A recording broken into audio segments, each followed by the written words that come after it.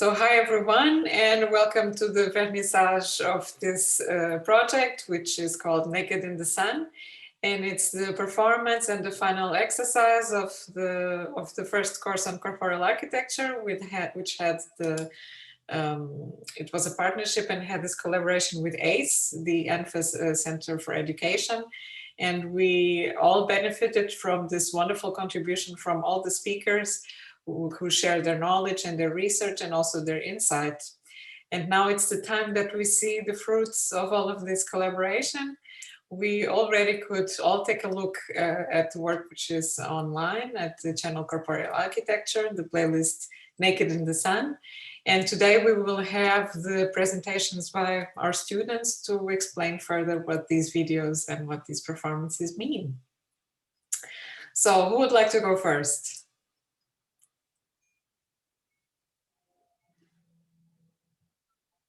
Oh no, I think you look excited about it. Yes, I can start. Okay, great.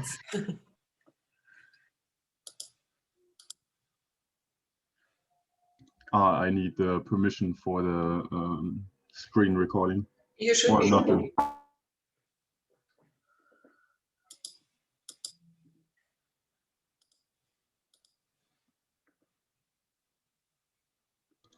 Okay, can you see everything?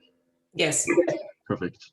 Okay, so I started my shelter like I normally also start my architecture work. I just sit down and let my pencil and my hands free and read a little bit about it and think a little bit about it, and then the first drawings come together, and then I'm always thinking about how I can work with the drawings and go on from that.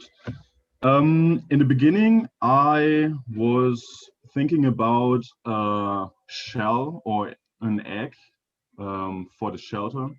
That's like the first thing that came in mind. It's always warm and it's so close to your body and really protects you. So the first thing was a hammock I thought about. And then we had a really nice presentation about architectural heritage in this class. And there, Alexander, the guy who held the presentation, asked us about a place we really enjoy visiting or being.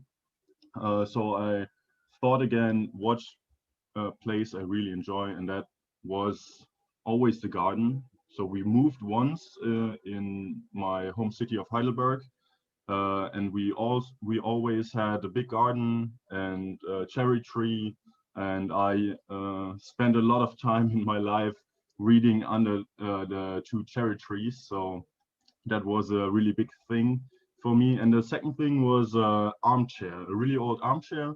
It's standing in our living room, and it goes to on the side of the street. So it's pretty loud, but also you can always feel the life coming in. And I also enjoy a lot reading there. So those were the 2 points that came together. And then the last point was when I was walking around during the semester in Heidelberg, there were a lot of restaurants who were allowed to put their chairs and tables on the street, or not on the street, but on the car parking lots. Parking lots. So there was a lot more going on the streets. I'm not sure the people who are in Germany right now, of course, know it, but normally in Germany, the life is always, or a lot of the time, to the back of the house where the gardens are, and the streets are pretty clean and lean. So there are just cars standing there, and you walk down the street, and they're just functional. And so I thought about, okay, we all know the streets of Italy and Spain, where all the life is just going on. And so I thought, okay, how about I just try to put some life on a German street in front of our house? And so I did. I constructed, uh, they are called parklets. So it's in the space of a parking lot. We don't have a car right now, so that was pretty nice that we actually had that free space. And then I used some cardboards from local stores. So I walked around and asked if they could lend me some cardboards, or not lend, but give me some cardboards, and they all were really nice and said, of course, just tell us about the project. And then we talked a little. Um, the Then we had these seating blocks. They were from an old exhibition of my dad, and we just had them sitting around, so I could take them. Then some juice boxes, a utility knife, and some duct tape, and then some lemon balm from our garden. And then I got the shell together with the cardboard, the blocks underneath, the juice boxes to hold the lemon balm. Then I put some water in the juice boxes and put in the lemon balm, and that is how it looked at the end. Um, so it's around the length of a car, not as wide, because I really wanted the pathway for the people to walk and the street to be clear. Then I put the greenery on the side where the cars are coming from, and the space you could rest or lie on the back. And then I have like this little niche where people can sit and look at each other and talk to each other. And that was also a really big thing for me, that I didn't want it to be just for one person, then, but also like for a group that just walks by and finds it interesting and sits down. Um, okay, and then for the good and bad, they were actually pretty much the same. The good part was I was meeting so many people around the street, around my neighborhood I never saw before. They were all stopping by and talking to me, and they were like, "Oh, that looks so nice. Can I buy one?" Or just making jokes. So it was really nice meeting so many new people. And the bad thing was also that you pretty much had no free time. So I was sitting there and I was filming my video, and people were coming by, and I was like, yeah, I'm filming the video. And they were like, oh yeah, oh sorry. And then, but it was always nice. And then my videos are just a one short one where the cars are driving and some people walk by. And then I actually got a longer one where I could like try and do as much with my shelter as I could, like watering the plants, sitting down, laying down, reading a book, drinking something, using the herbs for some tea. So yeah, that was really nice, and I really enjoyed it. Thank you. Thank you. Oh no, maybe could you please stop sharing your screen so we can all see each other? Yes. I think it was a very interesting process.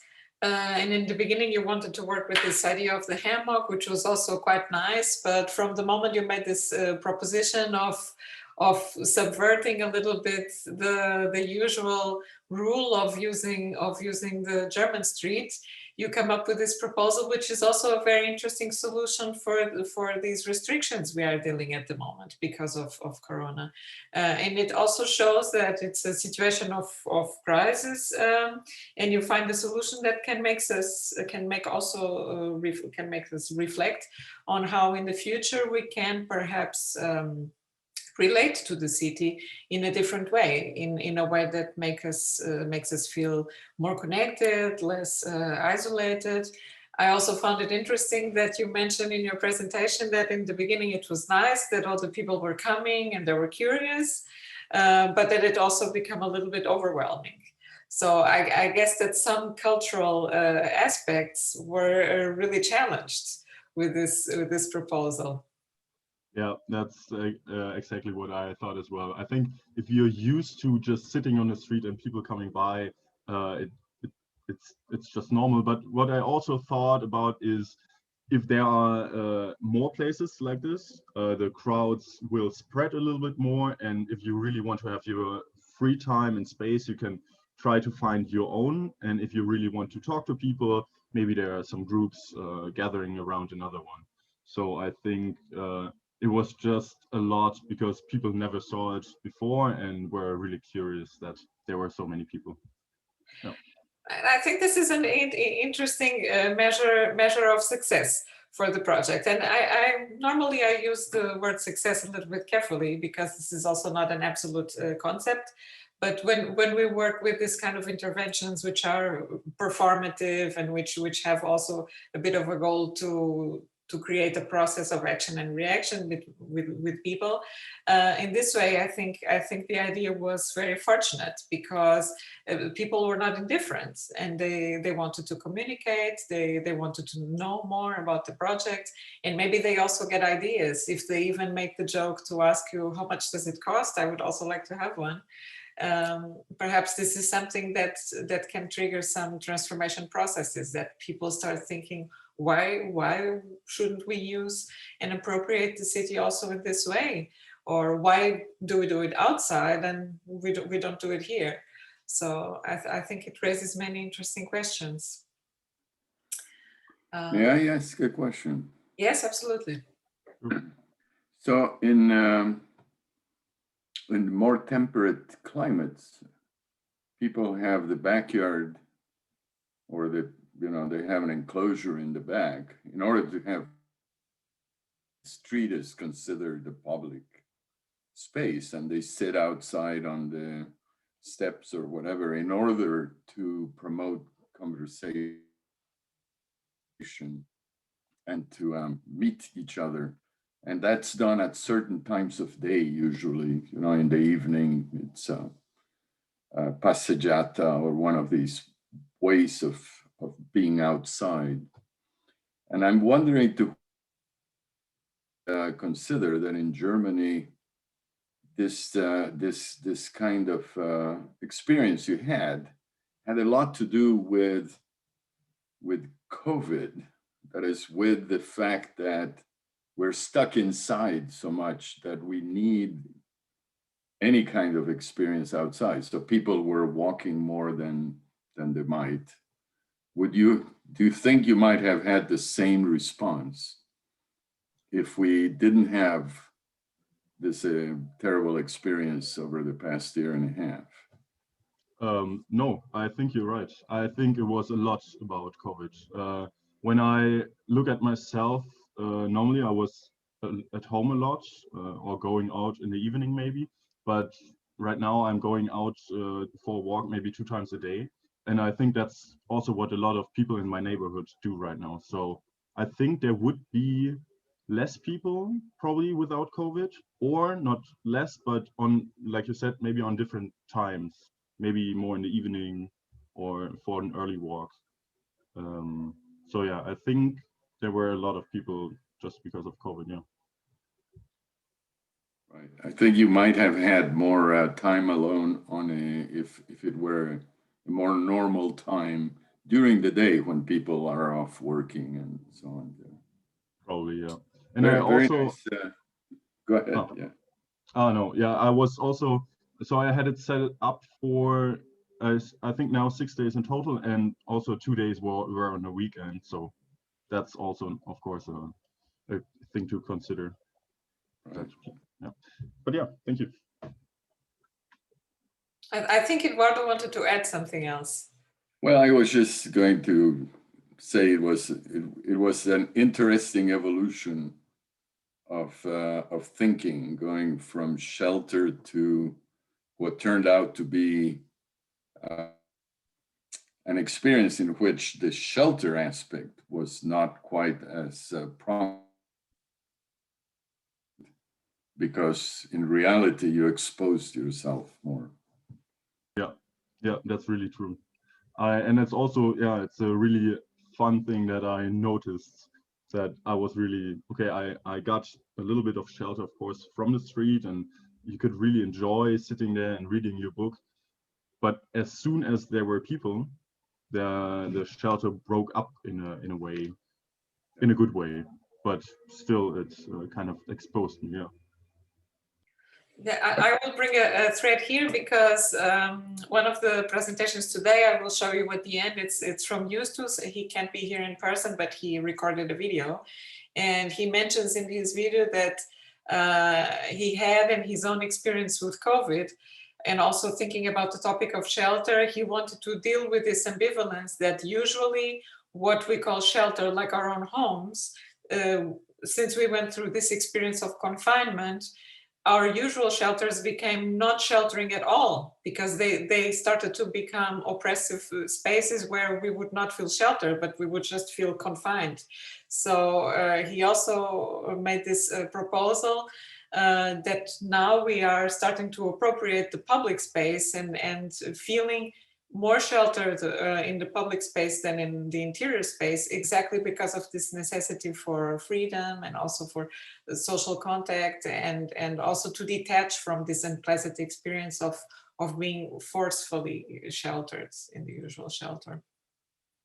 So it's also an interesting way to see how the whole idea of shelter doesn't have one specific material manifestation, but it's also a psychological state, maybe most of all, or can be interpreted in this way. Would any of the colleagues would like to make a comment?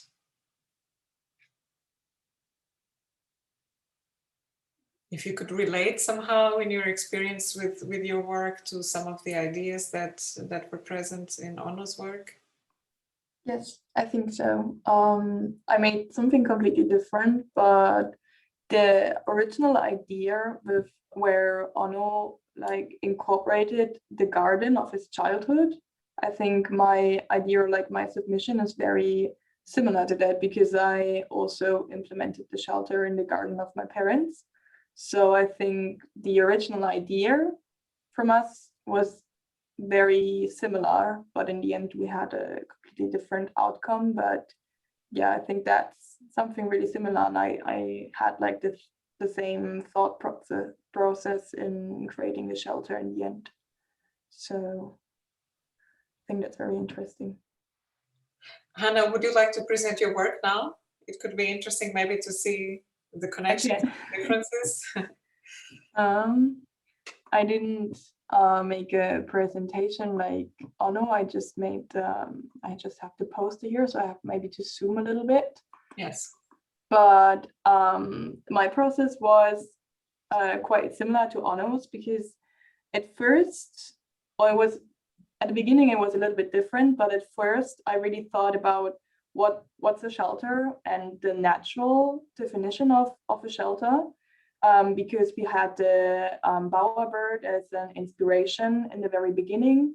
And I really looked into how bowerbirds build their nests and was also very interested in how natural shelters or how birds or any animals in general build shelters or how they do it. So over the 12 weeks in the process, I walked around and did a lot of the exercises that we got, and also was really interested in natural shelters like in trees or from bats or birds. And also here, like, and this is, most of the pictures are taken in the park near my home in the city.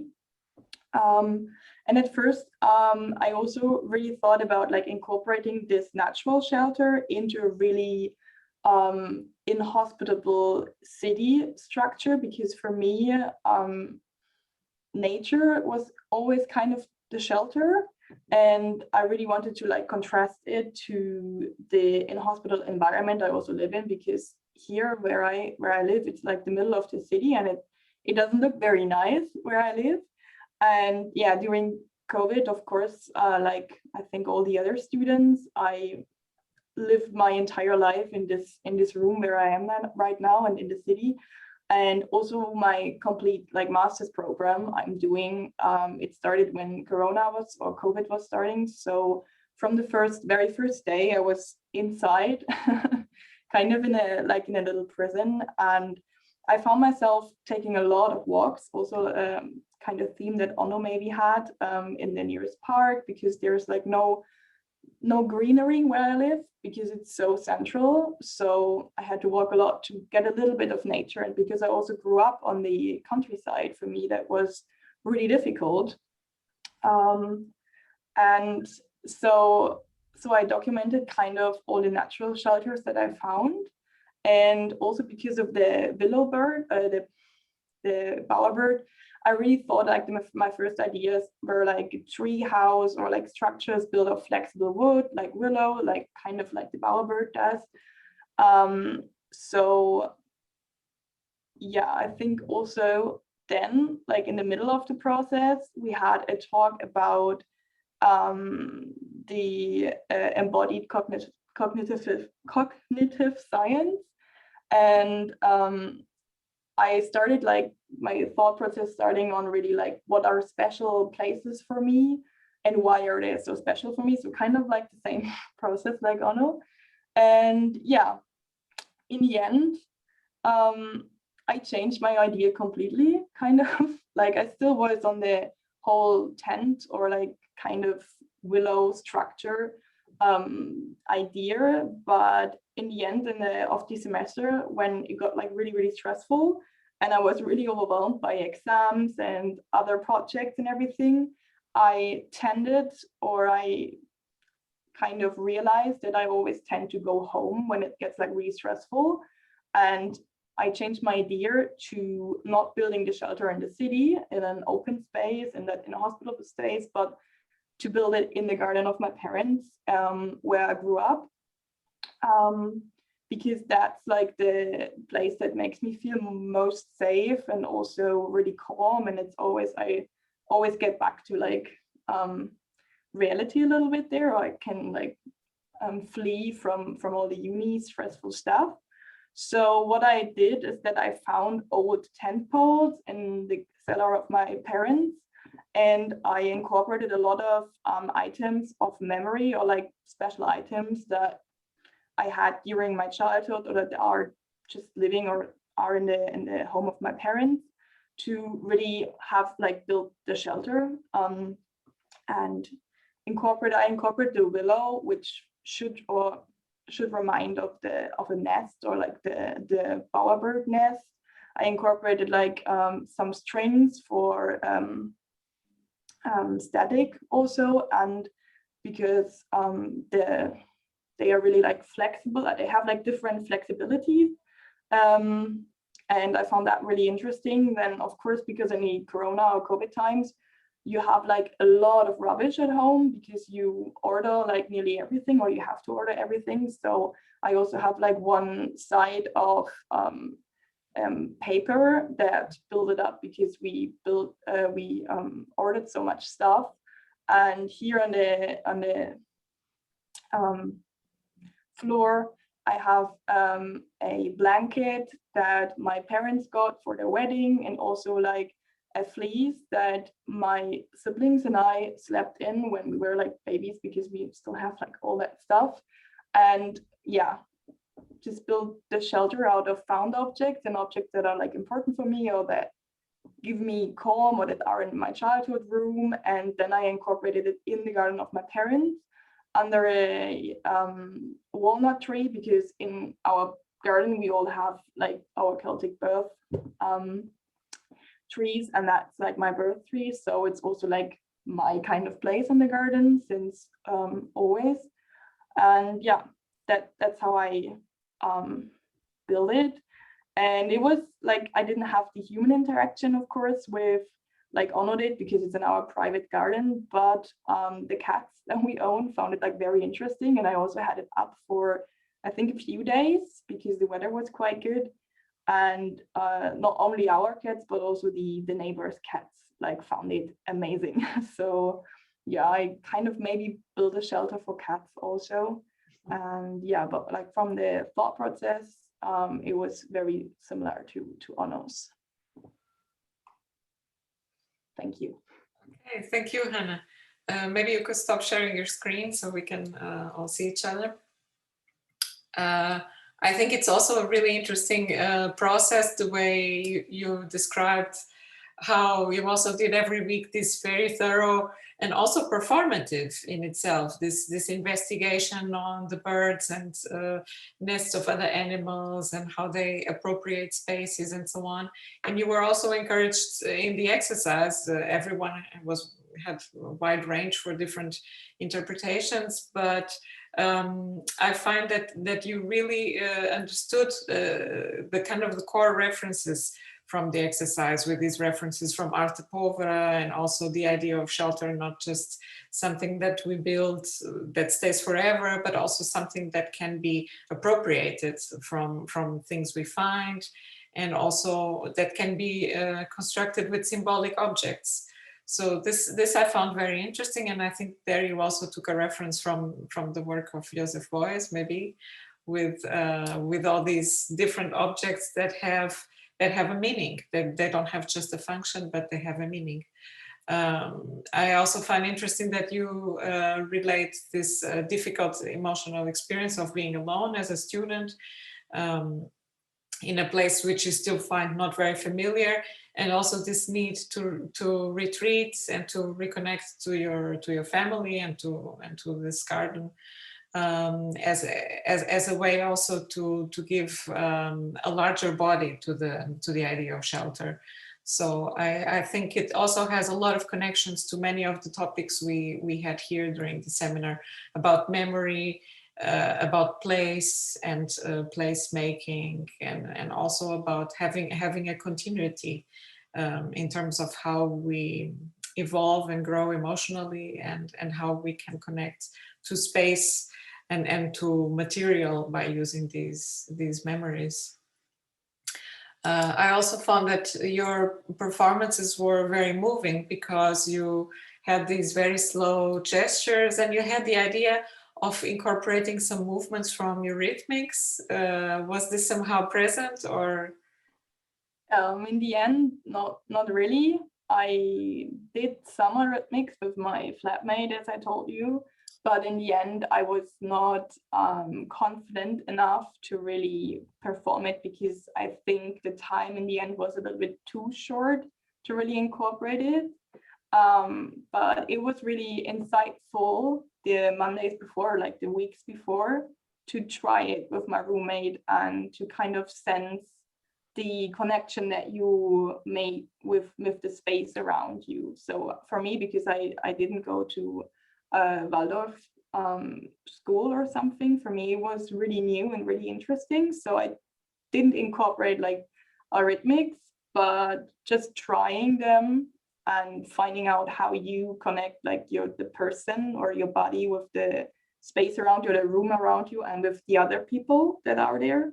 For me, that was very, very interesting, regarding also to all the talks we had where the theme came up, I think in a few talks. So for me, that was really interesting. I also find it interesting, although we don't have a scientific explanation for this, but I find it very interesting that the cats were curious about the shelter, and that they were also appropriating the space. And in a way, it makes a nice continuum with how you start by understanding how other animals and other creatures appropriate things to create a shelter, and then in the end the cats also appropriated the shelter we created. So I think this gives a very interesting mood, and I think it gives also, from the conceptual perspective, it opens interesting ideas to how we relate also to nature, and our idea of how we appropriate our environment, which is also something that we will have to do more and more consciously, of course, not with these small and rather simple projects and simple gestures, but it's also one way to start thinking about, rethinking about what we mean about building and shelter. We know that our resources are limited, and that the building industry is going to radically change. we can't continue to build and use resources as we would have to, or as we have been used to. So in the future, we will more and more work by appropriating and transforming what is already there with the material which is already there. So this is also a project that I think goes in this direction and brings some of these questions. And it also deals with this vulnerability that we have been experiencing. And I would love to hear some comments from the colleagues. I saw that many had the clapping emoji, which is very nice. And I would like that you would participate, maybe sharing some ideas, or if you feel like you have a point of connection from your work or a different approach, you can pick it up there and then you can continue with your own presentation like we did before. I think that worked quite well.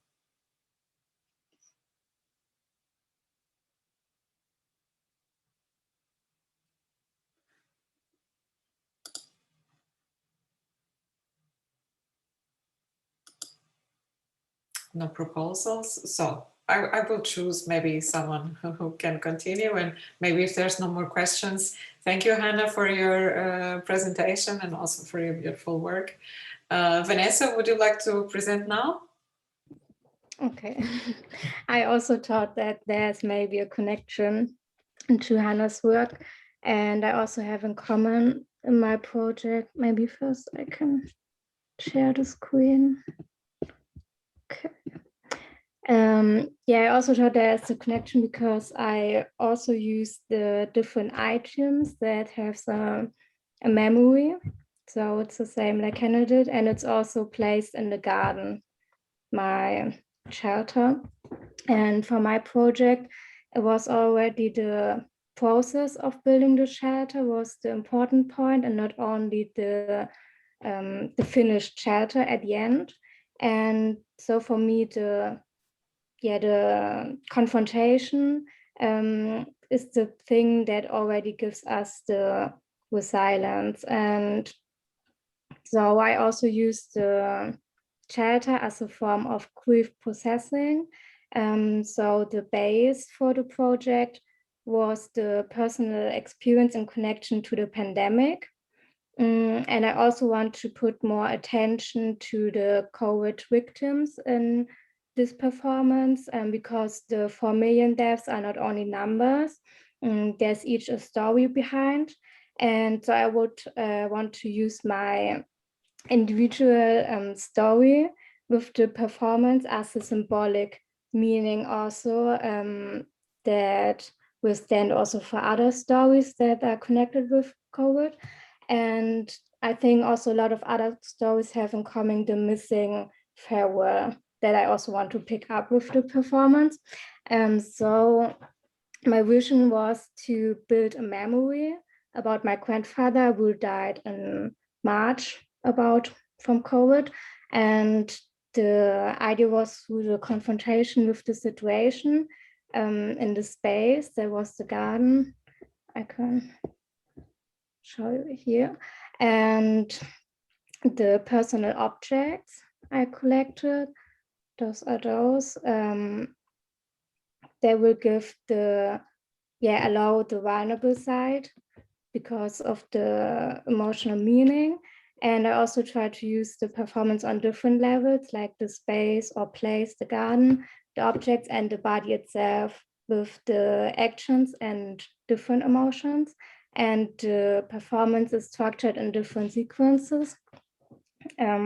Like first of all, there is the new situation, as you can see here, and everything is so messy and it's like a storm and everything, is not in order. And then there's each a sequence picking up the object and performing with the object, and also this stands for kind of building the memory. And then after each of those sequences, there is one putting the object in the bag, and it's also having a symbolic meaning, like conserving the memory, but also ordering the memory, I would say. And then at the end, everything was put it up. So like you can see here. And then just in the last sequence, it's time to leave, because the shelter is, as I said already, the process. And then at the end, you can see the movement, like you get confronted with the things, and that's the shelter for me, if you understand. And then yeah, I use different symbols, also like the red ribbon for putting up the bags to show the strong loving connection, or the mask for the pandemic. And I also got inspired by the bowerbird, as it's a collector, and also of the different talks that we had. They were all great, but especially the thing that we could give a space or design, like the emotional meaning component, that was influenced by my project. Yeah, I think there was the overview for it. So maybe it's also possible to rewatch the poster afterwards. Okay, thank you, Vanessa, very much. Can you please stop sharing your screen? I found that this was also, of course, a very, very moving project, because from the beginning, when you explained that this was also a way to paying homage and saying goodbye to your grandfather, so it's also a very personal experience. And I think that the way that you articulate also appropriating a garden which already existed for you as a shelter, and also exploring the idea of shelter as the emotional connection to a person with whom probably you also felt this connection of shelter. So I found also very fortunate that with very simple meaningful objects, you were able to create an atmosphere that transforms this space, the garden, without vandalizing its character. So we see that the objects are there, but they are not there accidentally. And we also see that they are not just some trash that someone put there. We see that these objects are meaningful and that they have a purpose.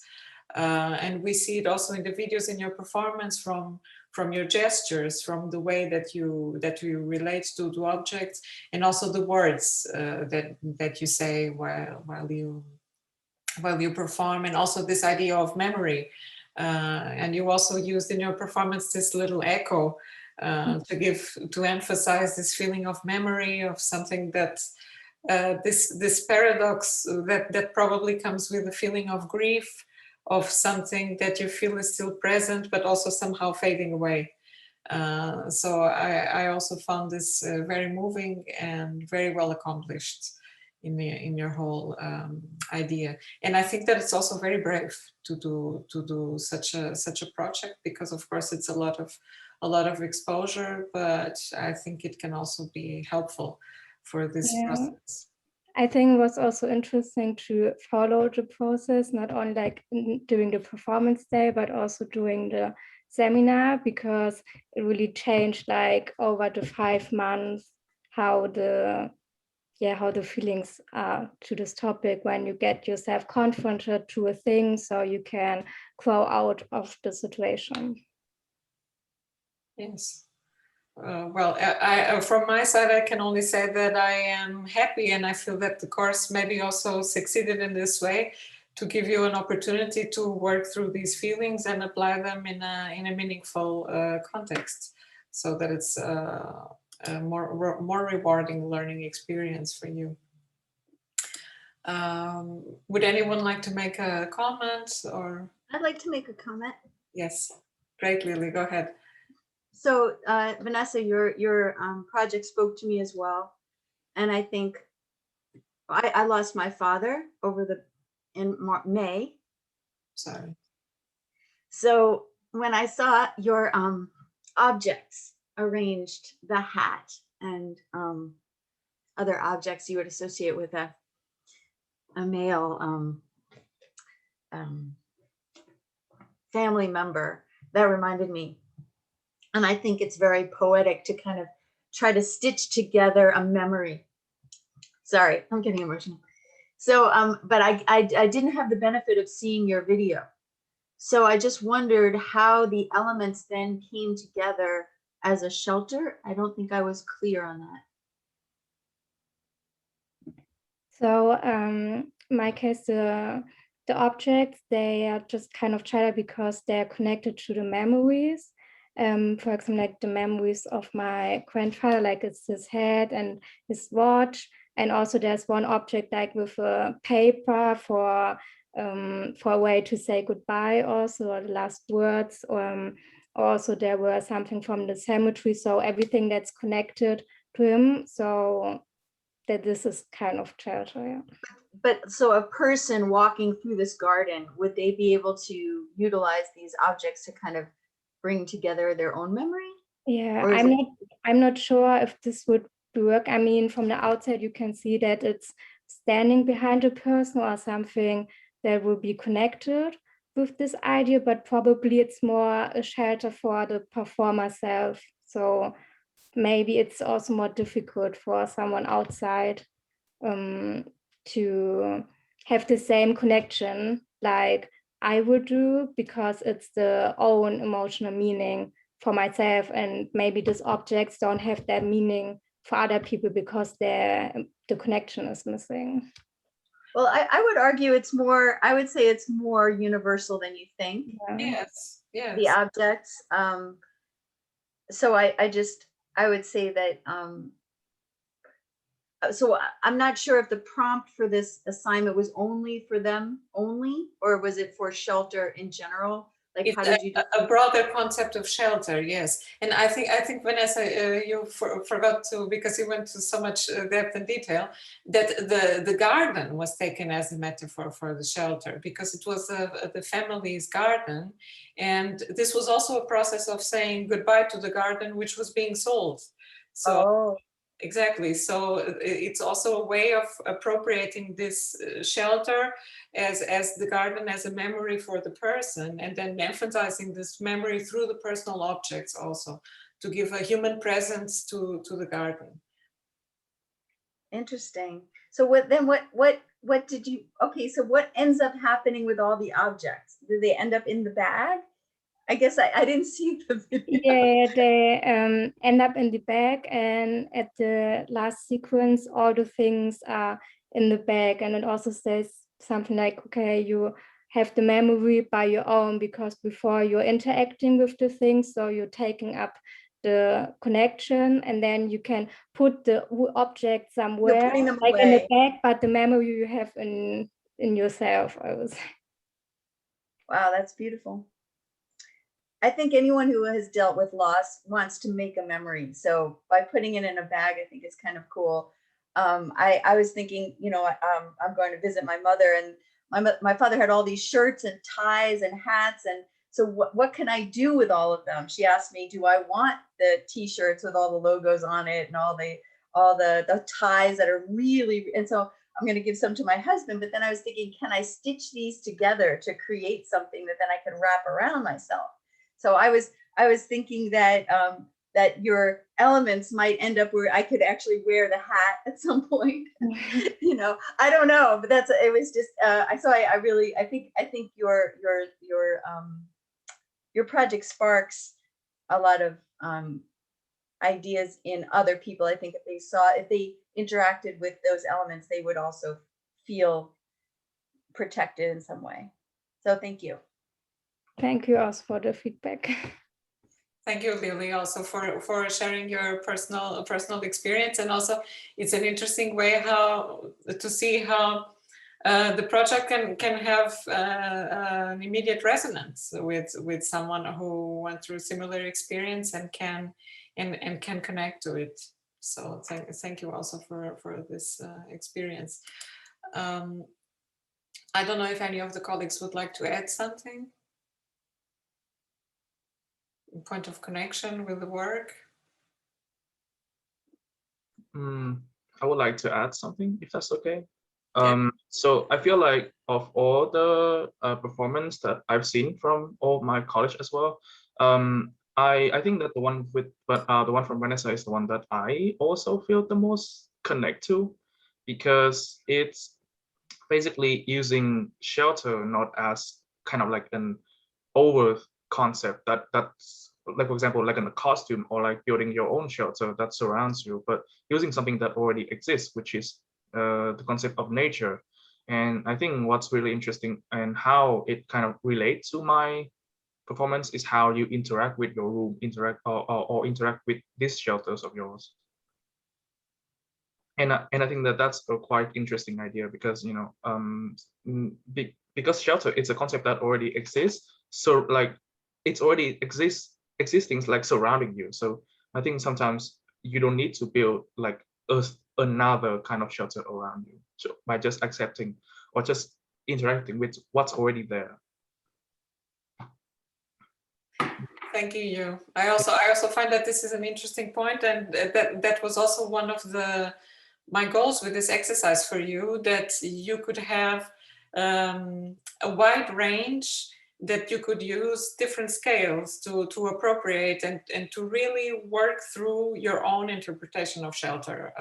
And this can be manifested in a very small scale or in a larger scale. It can be something built, it can be something appropriated, it can be something transformed with very simple elements. So it's also an exercise in imagination, in seeing affordances and seeing potentialities and expressing them through material. That was also one That's of the... that's exactly what I was going to say, Maria. When how do you pronounce your name? Hugh? Hugh. Hugh. Yeah. Okay, so yeah, when Hugh was talking about that shelter already exists, that's Gibson has defined shelter or environment as that which surrounds the animal. So it's already there in that the animal is there, you know, so you don't really, it's the interface between the animal and the surroundings is the environment, which is already there, but we look for the affordances in those objects or things around us. So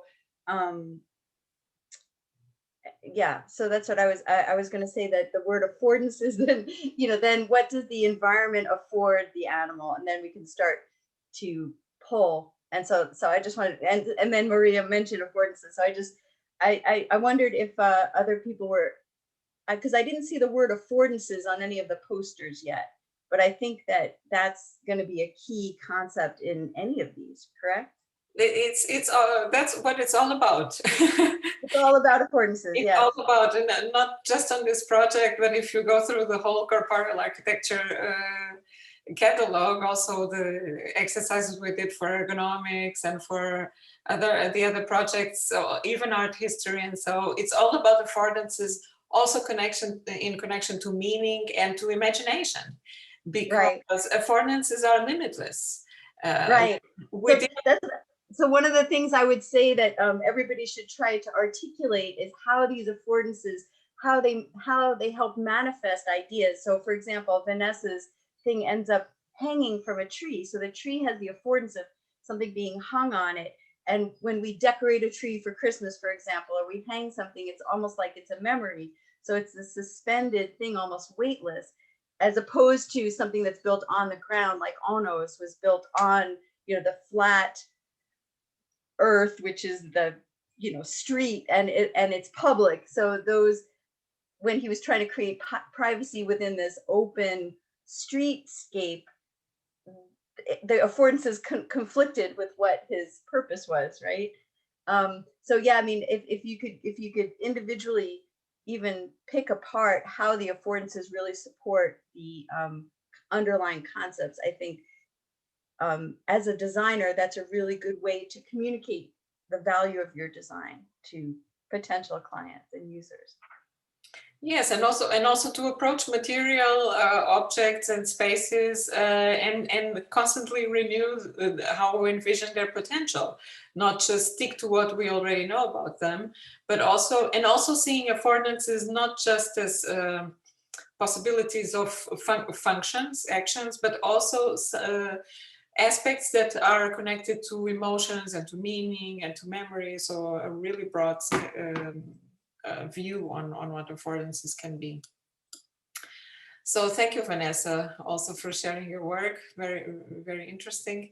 And I would like to ask you, since he made a comment and I was also going to challenge him anyway, so it was a nice coincidence, because now we will switch for something completely different, because Hugh produced this really interesting short film and theater play, which basically deals with the shelter from the perspective of a horror film, which is very, very interesting. But I won't say anything else, and please go ahead.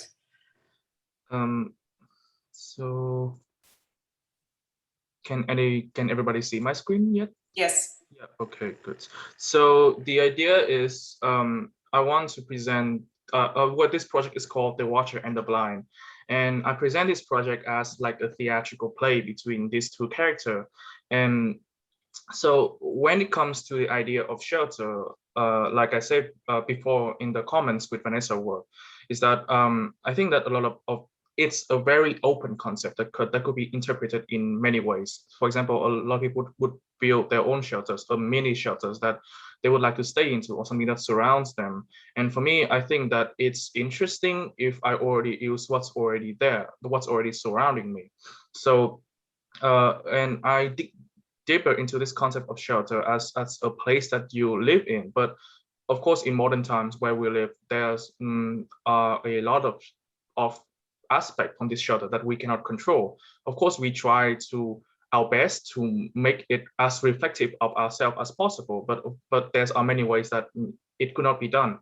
And of course, in the pandemic time, we are actually stuck in our own shelter. So where we live connects directly to our emotion. So I want to explore this connection, but in a more extreme way, because, well, I'm quite a negative person, so I like to explore this negative aspect of our feelings and our emotions. So I have this idea that I want to create this play between the concept of shelter and the concept of the inhabitants of shelter. And these two concepts are presented in an anthropomorphic way, which means that each of them are a figure or a character. And so the character that represents the shelter itself is called the Watcher, because it is something that is supposed to design for us, and it's something that when we live in, it's supposed to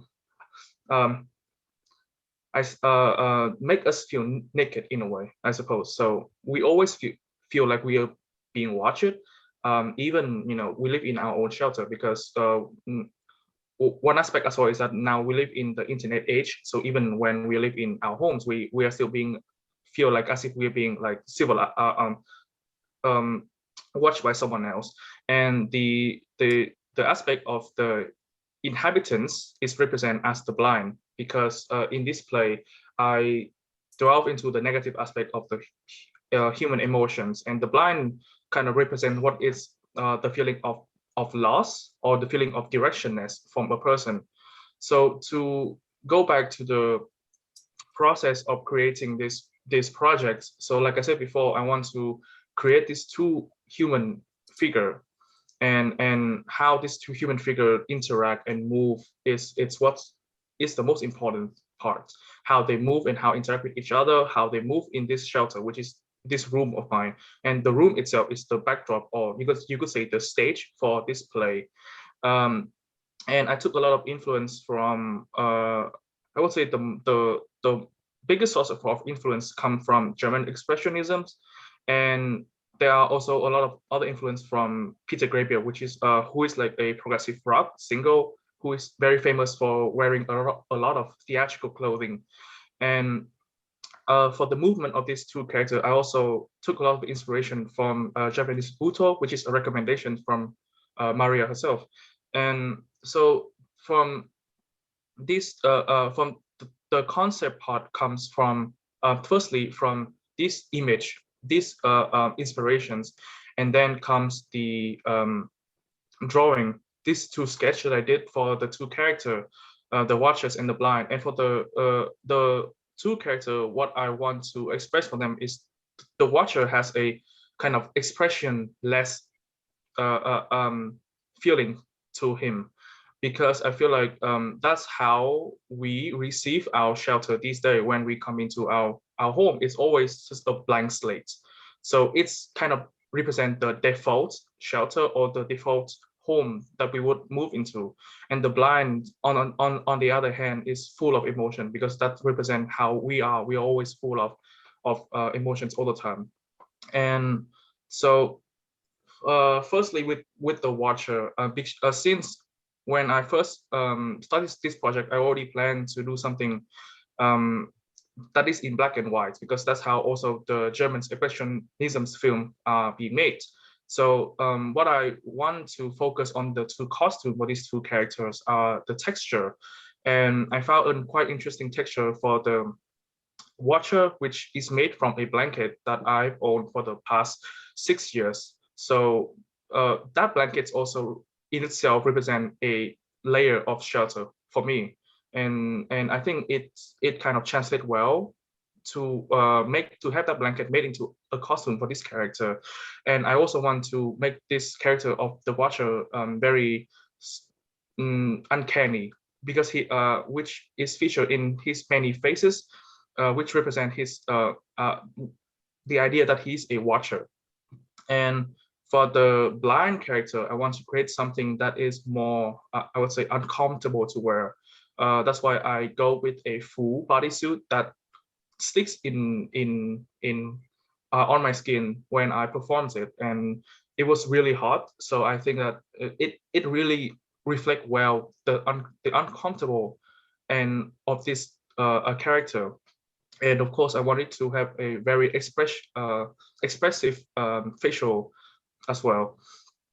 So for this play, I like I said before, that it was very influenced by German expressionisms and horror film as well. So I tried to shoot it in a black and white, and in a way that would make it feels like an old movie, and with a lot of play with shadows as well. So the play is divided into 4 parts. The first part is called Blissful Lamentation. It's the first interaction between these two characters, so the people could see how they interact with each other. The blind is very insecure. It's very scary. It's full of thoughts. I think like us in our in whenever we feel negative, that sometimes when we trap, we stay in our shelters, we stay in our room, but we are always full of worry sometimes, that we can even feel comfortable in our own shelter. And the blind, the watcher, on the other hand, is it's very sadistic in a way, because this shelter is designed for us, but we aren't even feel like we are safe in that shelter. So that is the first interaction between these two characters. And then for the second and the third part of this play, it's switched to the solo performance of each character.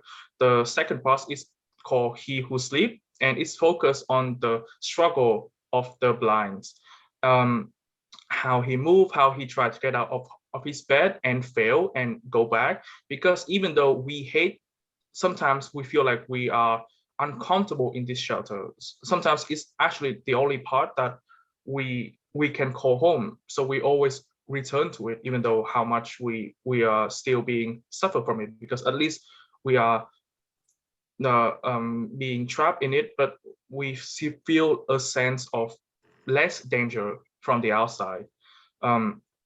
And the third part, which is called panopticon, which is the part that focuses solely on the watcher. And panopticon is a concept created by philosopher Jeremy Bentham. It's basically a prison system with a it's a prison with a surveillance system that is always on. So the prison who lives inside always feel like it's being watched. So I think that the title is it's a very similar idea to what I want the watcher to be, which is the representation of the shelter itself. It's that when we live in it, but because of our negativity, we always feel like we're being watched. And the last part, which is the second part with the two characters interacting with each other, it's called the longing.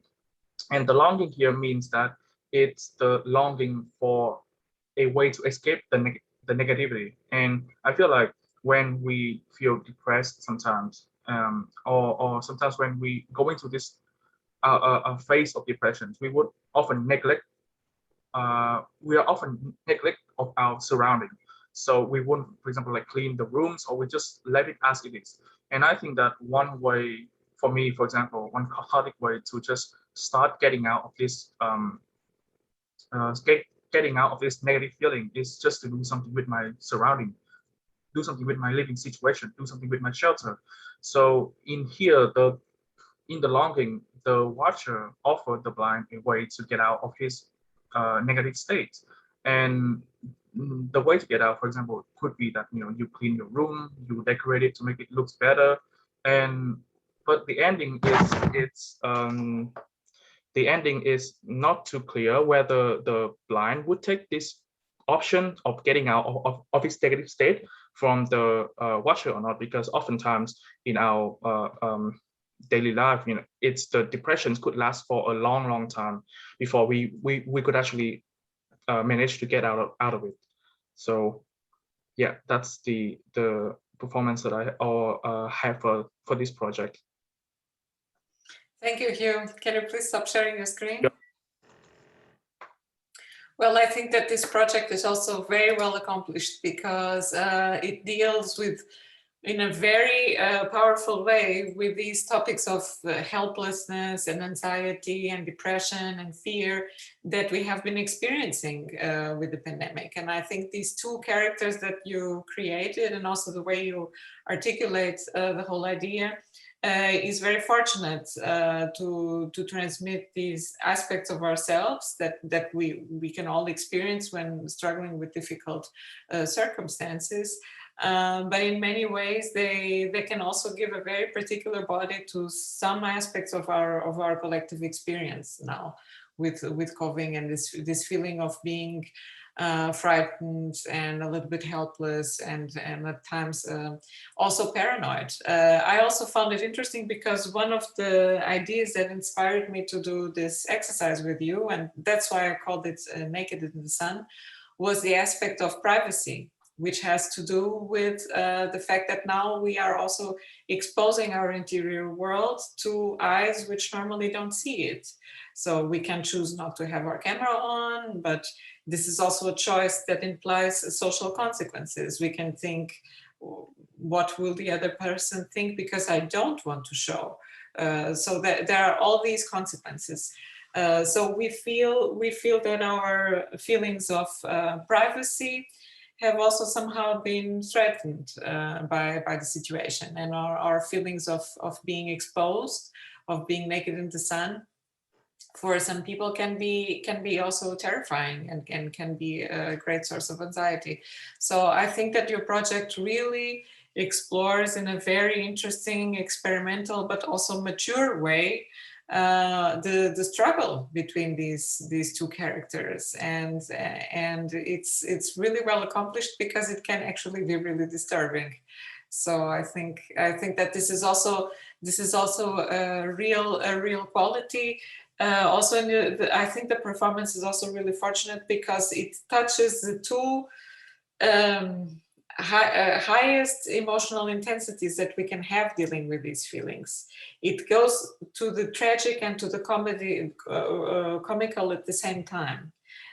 We sometimes, at least I experience it, I cannot generalize. Sometimes I wanted to help the blind, but other times I would also like the blind to just snap out of it and get out of that situation. And we are also not very sure if the watcher is completely evil, if he's just having fun. In the end, he wants to help. And what comes with this string attached, what comes behind that help. So that there's also an element of mystery that really keeps the narrative together and is very engaging for the viewer. I think it's a very well accomplished piece. And I would like to know about the colleagues' opinion and experience.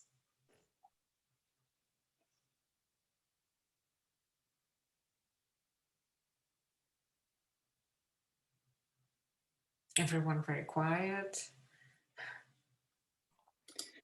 Well, I can comment on that a little bit because when I had a feeling that Mario was.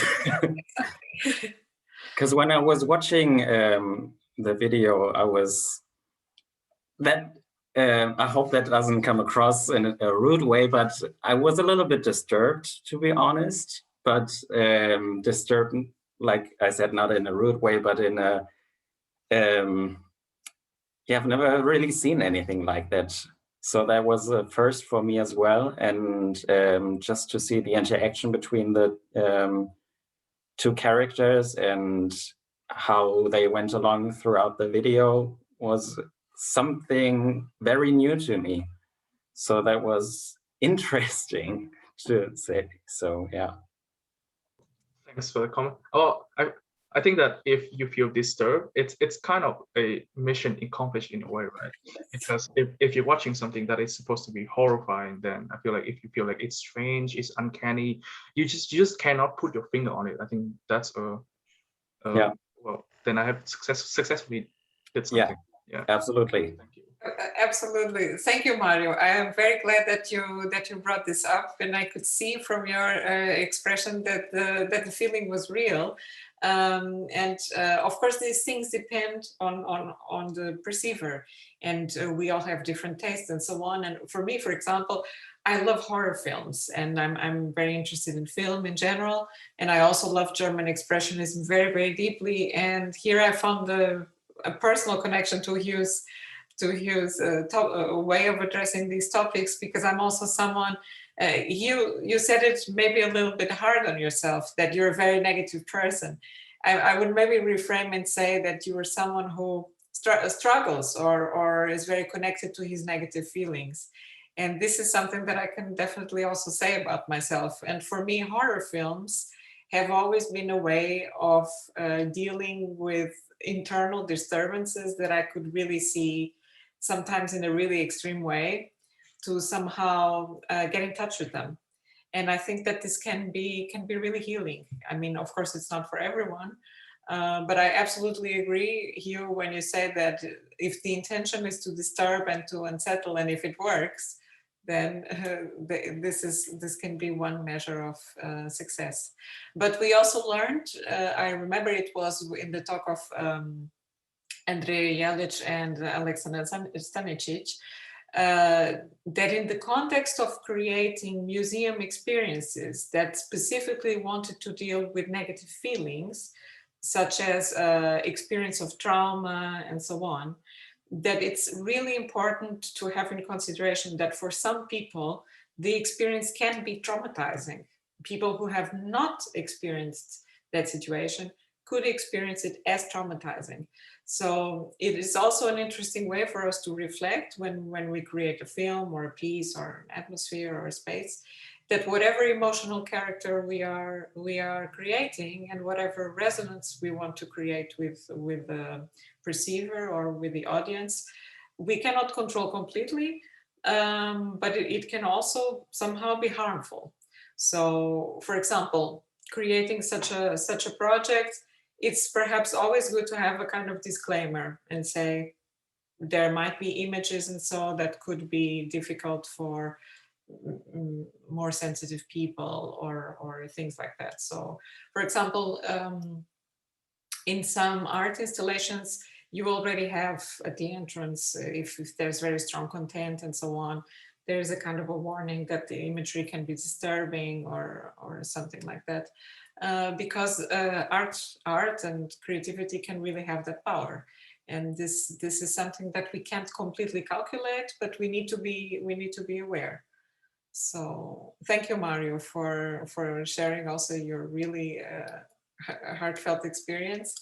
And Hugh, I think for you this is also really interesting to see that your intentions were accomplished with this project of idea of wanting to create something that could be disturbing and uncanny, and also to see the effect that this can have. Definitely, yeah. And thank you for the comments on my work as well. Okay, so now we will advance. I am thinking about who I should now bring in. Mario, perhaps you would like to go ahead.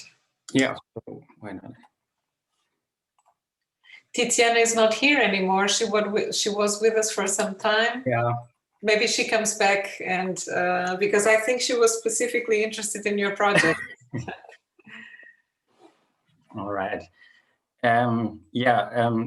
Just talking about perception now in the end and how we perceive things and what might be cool and hip for someone could be something completely different for someone else. That kind of like fits into my project that I did, which is called Perception, Look Into Yourself.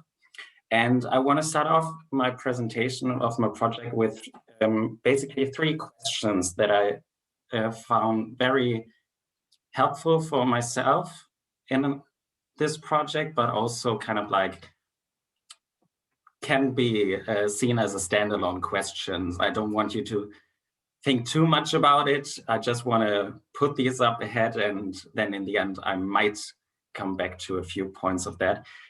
So the first question is, who are you? The second one, what do you feel? And the third, are you sure? So just keep them a little bit in your mind. As I said, I'm going to come back to that a little bit later. So when we started this course, to be honest, I was a little bit overwhelmed with the project and the assignment that we had, because coming from just the architectural background of half T of the bachelor course of architecture, we never really had experienced something like this. So meaning we never got in touch with like an artistic approach, or so to say, an approach with which involved our own body, to be specific. And so in the beginning, I was thinking about this assignment like from a real kind of like architecture kind of way, thinking, okay, what can I build? What can I actually produce? And how am I going to build it up? And what kind of material am I going to use? And the more I was thinking about it, the more I found myself thinking about the question, am I already limiting myself with these kinds of thoughts? What if I have a completely different approach on the project? And what if I just gonna see where my mind takes me? So just by hearing the different talks from that we had with the people from and members from ANFA and other professors, it really helped me a lot to get a sense of what actually could be possible to do within this project. So when I started thinking and looking around my room and making up my mind what I wanted to do, I really quickly got to the point where I said that I want to do something about perception, even though I didn't know then what I actually am gonna do. I just had this thought in my mind that it would be really interesting to work with the concept of perception. And after hearing some of the talks, I kind of like,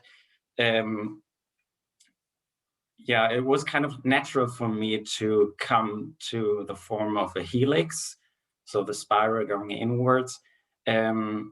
Maybe that could have something to do just with, again, the teachings of my previous professors, who kind of like in all projects that I did basically said, use a straight line and do a box shape, because that's what's good in the end. And even if you think about doing something which involved movement or some kind of like round shapes, that's not going to go, this is not going to end well. So I kind of like had this inner urge to actually do something with kind of like something else that I've never done before. So the helix was a big part of that. And then also I had a lot of paper lying around at home, which I haven't used in so many years. And I didn't even know what I'm gonna use it actually for. So I thought about this project, and I thought that I could somehow incorporate that. And that's how I came about building actually my project. So did a little mock-up, or a few different actually, where I just tried out a few patterns, some kind of like different patterns. Some were messy, some were very structured. And as you can see here, there were a few different variations on the form, but I always kind of like came back to the helix and ended up with the helix as well. So that was kind of like always stuck in my mind, and I wanted to incorporate that in my final project in the end. So when I actually started working on a life-size version of that model, I thought about how tall actually the paper rolls are gonna be. So I wrote everything up and just tried different variations in the heights, and came up with 3 different types of paper rolls, which were 90 centimeters high, 1.50 meters, and 2.10 meters. And the intention of the different heights was actually that, as you can see in the picture, when a person goes through the installation that you see in a bit, you actually are supposed to feel something with the paper rolls. So they're not just on one level on the ground somewhere where you can't actually even kind of like interact with them just by looking at them. But I wanted to create something that kind of like forces you to actually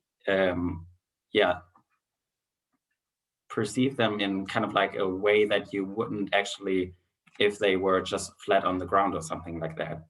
So I did these 3 sizes of the paper rolls, and then I actually put them all up. And in the video that I took, you can actually see what it's like going through it. Not really all of it, because like the picture frame is still a cropped up picture that you can't see everything when you go through it in the video, but it kind of like gives a sense of what it's like. And that's what I wanted to show you in this presentation as well.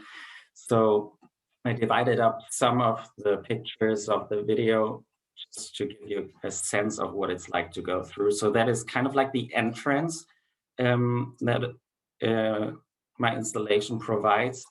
As you can see, the paper rolls are all kind of like lined up within this helix, but it's very like a free form that you actually move through.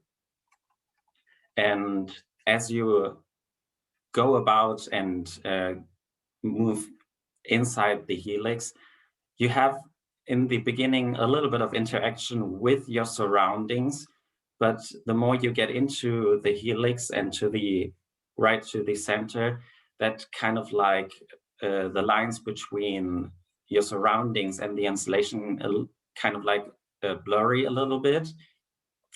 The further you move into, you can actually see the paper rolls, see your surroundings, but also I wanted to give a sense of what you're actually gonna do, which is walking through the helix until you get to the right to the center, and then in some way you perceive maybe your surroundings in a different way, or you perceive the installation in a different way.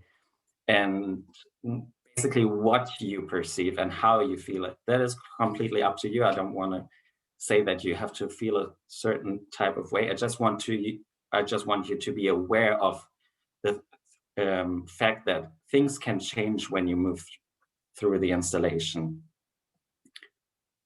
So as you can see, there are always different aspects in the room itself that kind of like interact with you as you walk through the installation, but there's always this thought of you want to get to the center of the installation.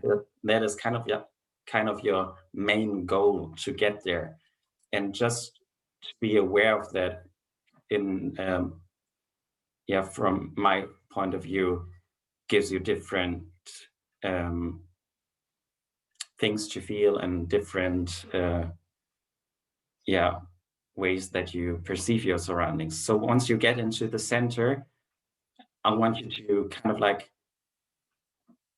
calm yourself and really focus on your surroundings, because once you get into the center, there's basically no direct way out. You have to go back the way you came in to the installation.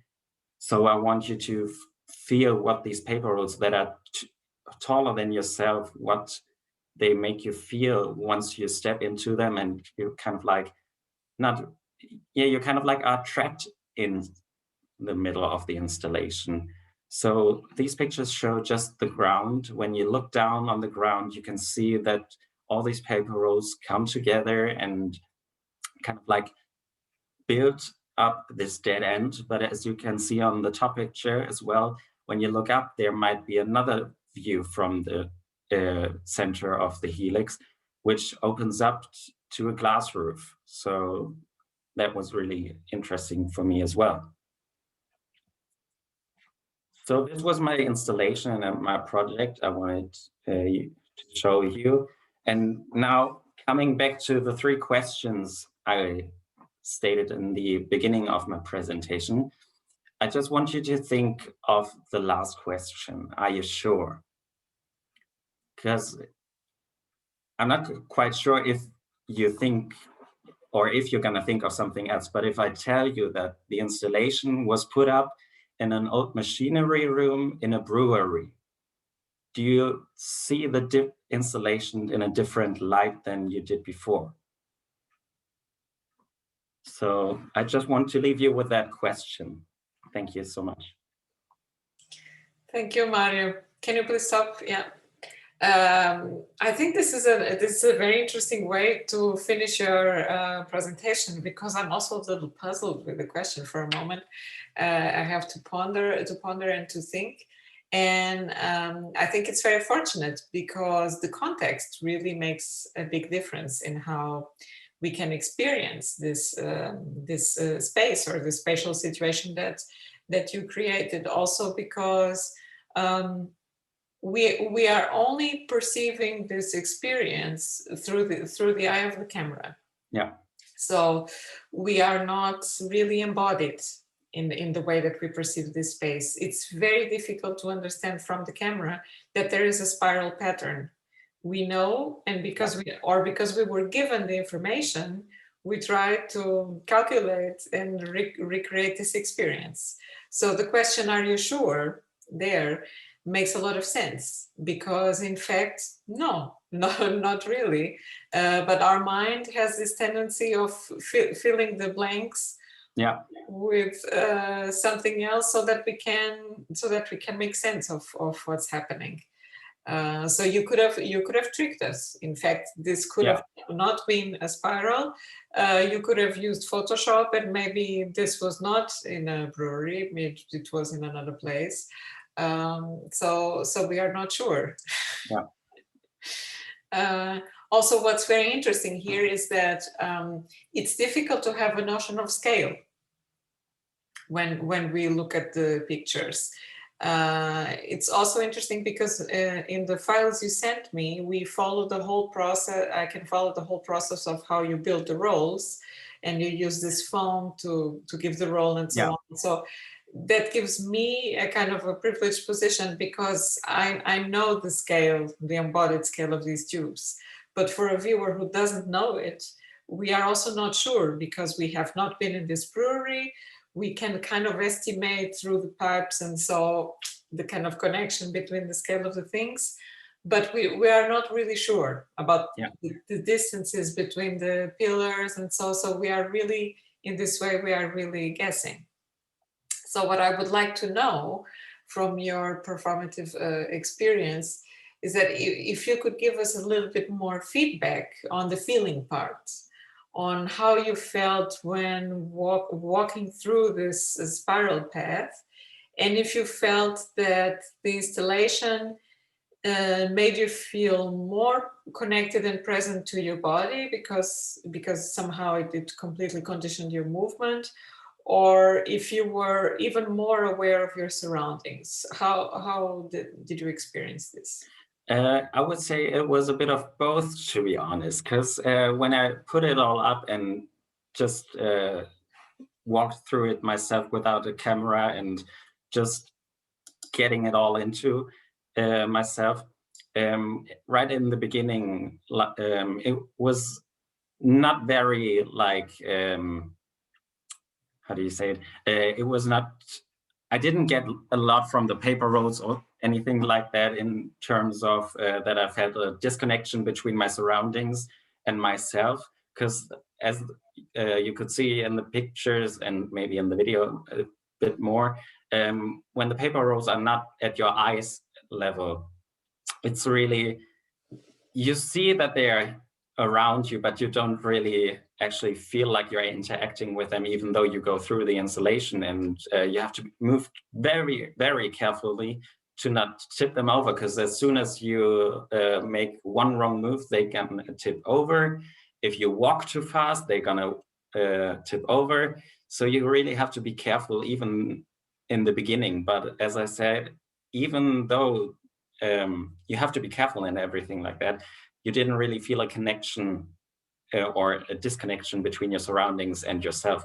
But the more you walked into the center of the helix and the more the paper rolls got into your eyesight, you kind of like, or at least I felt like a really strong connection with myself, because I was made much more aware of where I am and that I have to be very careful and stuff like that. And once I got into the center, it was really interesting because I wasn't even paying attention anymore to the surroundings, so to the room and the machinery and all of that, because it was really not crowded, but the space in the middle, right the center, that was a really confined space with the paper rolls around you. And just giving the fact that they were taller than myself was, so I would say I felt a little bit small in that moment, even though I was confident in myself, and I had kind of like thought in my head that I accomplished the task of going through the spiral, through the helix, and ended up in the center, and that I actually kind of like was so careful that nothing tipped over and stuff like that. So I was very much in touch with myself right in the center. And once I moved out of the helix, I kind of like felt that the connection to my surroundings got back to me a little bit, but I always had the feeling that I'm more connected with my own body than before. So that was really interesting. Thank you, Mario. This is from in terms of phenomenology also very interesting to understand how these how the spiral and how these elements really served as a kind of instrument for body awareness. So we also use a lot this term proprioception, so the feeling of one's body. And in some ways, I think that these elements, they were somehow restrictive because you really had to pay a lot of attention to your position of the body, of your body in space, and also not to knock them down and so on. So this also the movement of the spiral is also somehow something that emotionally probably also makes you more introspective or more withdrawn. So it definitely, from your report of your experience, it definitely had an effect in your perception. And also, interestingly, that when you were out of the spiral and into the rest of the room, you were somehow still in the spiral, because this mood and this kind of self-awareness were still present. So yeah. Very present in your body. So it would have been interesting if we would have the means and the capacity to have you wearing some measuring tools so that we could see what would be happening in your body and in your brain while going through this experience. But this is also what this course is about. It's to make questions and to make us think. I also had to think a lot when you were reporting that you felt somehow at some point small with these tubes. that this is something that many people report feeling, for example, in cities like Frankfurt, where you have a lot of, there's towers and, or in New York, skyscrapers and buildings which are really, really tall and very close to each other, and people feel vertigo and disorientation, and also sometimes really uneasy and uncomfortable with this feeling of scale. So in this small experiment you did with the paper rolls, you could already perceive and evaluate in a very tangible form how architectural elements or building elements have a direct effect in our perception, and how the built environment really affects how we feel. And it's a great pity that we don't have Eve Edelstein here today, because she knows all the scientific reasons why this happened. And you might remember in the talk with Elisabetta Canepa that Eve mentioned when she made this experiment, we had to deduce what was happening in one of the rooms, one of these virtual rooms. And Eve had already all the rules of perception. This happens because so and so and so, and interferes with your this and that. And that's the whole other level that the whole discussion on architecture and neuroscience is going to go. Yeah. But it starts also with this, with our phenomenological, so more embodied experiences, what we directly feel. And then come the questions, why does this happen? What processes are involved? And what consequences does this have for architecture and design? So I think that this experience will also maybe affect how you think about design in the future. Yeah, absolutely. I hope so. Thank you, Mario. Also great input. And I think Ono would like to make a comment. Yes, I really enjoyed your presentation as well. Actually, from the first mock-up, I thought you would put the tall paper rolls on like the outside roll, but in the end, I really enjoyed that you put them in the middle, because I was really feeling like if you're on a hike and you see the peak of a mountain. And I felt like you maybe have that also when you approach your project, because it's really like you can observe it, I think, really fast, the first picture. And then, like you said, if you go through, there are a lot of places that make different, or make you feel different. And so I would really enjoy, maybe you have to put it up again and we can walk through it and you can show me. Thank you. Yeah, it's funny that you say that, because I actually, when I put it up in the location, I tried a few different variations with the paper rolls. So the 3 heights were already set, but I tried a few different variations of that, to be honest. And in the end, I just hadn't or wasn't feeling kind of like an experience like the final product that I just showed you, because it just didn't produce the same feelings within me. So that was why I ended up with the project that I have shown you right now. Mario, I also wanted to ask you if you did have any feedback from the guests, the unexpected guests who took a look at the installation. Unfortunately not. My uncle is not very cooperative in that kind of way, because I texted him and asked if he could just give me the names and the contacts of the people who actually went through the installation, but he must have forgotten about it and didn't get back to me in time. Okay, yeah, don't worry. I mean, this was not part of the deal. It was just a funny accident. Yeah. And maybe in some time in the future, when you meet your uncle again, maybe you can talk about it. And if you would like, and if you still remember, you can always pop me an email and let me know. because I'm a curious person and I always like to know how these things develop, but it wasn't like a commitment. This is just pure curiosity. Yeah, but I'm still curious, so I'm still hoping he will get back to me on that. Someday he will tell you, or maybe you can give him another nudge. Maybe he's just really busy and a little bit chaotic like everyone else now during these times, and maybe you get the information. Okay, Mario, thank you. Also for the interesting project.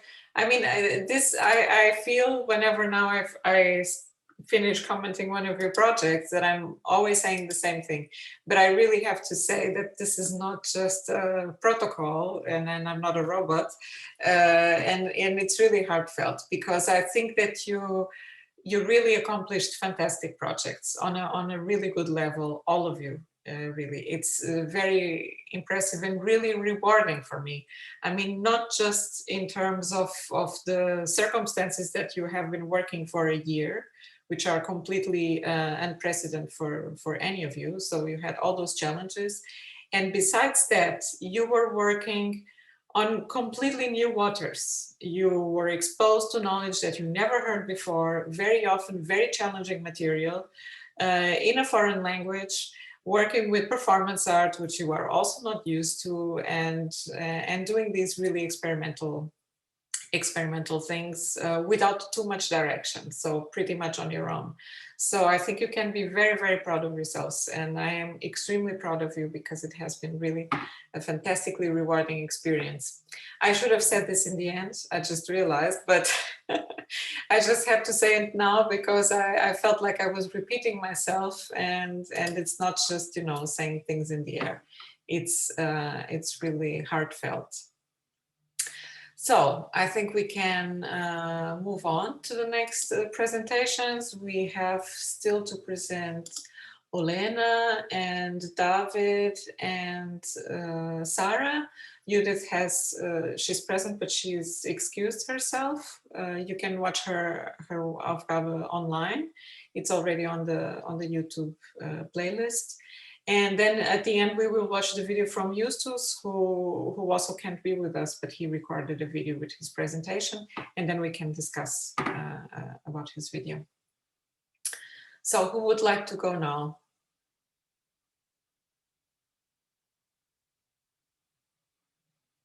Elena, maybe? Elena, können Sie? Ja, super.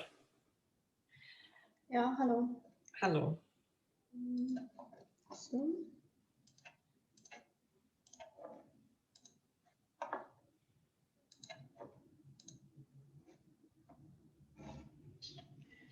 Genau, also während der Arbeit an dem Projekt habe ich mich gefragt, woher die Ideen kommen. Und meiner Meinung nach ist es ein Ergebnis davon, was wir schon bereits gesehen haben, kombiniert mit unserer Vorstellungskraft. Bemerkenswert ist, dass die Natur immer die Hauptinspirationsquelle ist, oft sogar unbewusst. Also die Welt lebt und entwickelt sich und wir sind dabei. Und im Laufe der Evolution passen sich die meisten Wesen auf dem Planeten an ändernde Bedingungen an oder sterben aus. Also ein Mensch ist auch ein wichtiger Bestandteil der Evolution, aber heute ändert sich ein Mensch wenig physikalisch. Also geistige Fähigkeiten helfen uns, Bedingungen zum Überleben zu schaffen. Und dafür nutzen wir erfolgreich auch die Erfahrung anderer Wesen. Also heute ist unser Leben jedoch nicht nur das Überleben, sondern auch das Bedürfnis nach seelischer Harmonie, Ästhetik und sozialem Leben. Und wie kann man sich in der Welt und in der Gesellschaft geschützt fühlen, ohne sich in einem dunklen Loch zu verstecken?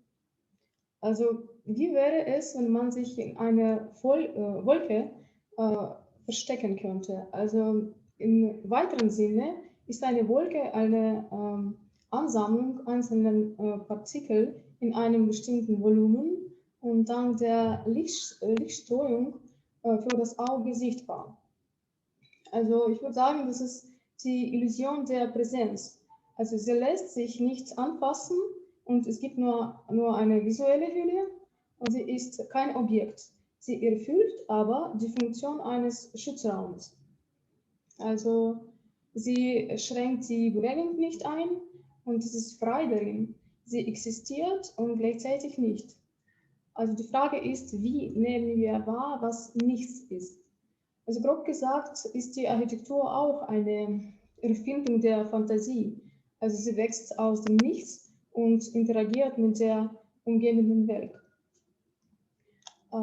Genau, also was das Thema Naked in the Sun betrifft, so fiel mir sofort die Photosynthese ein.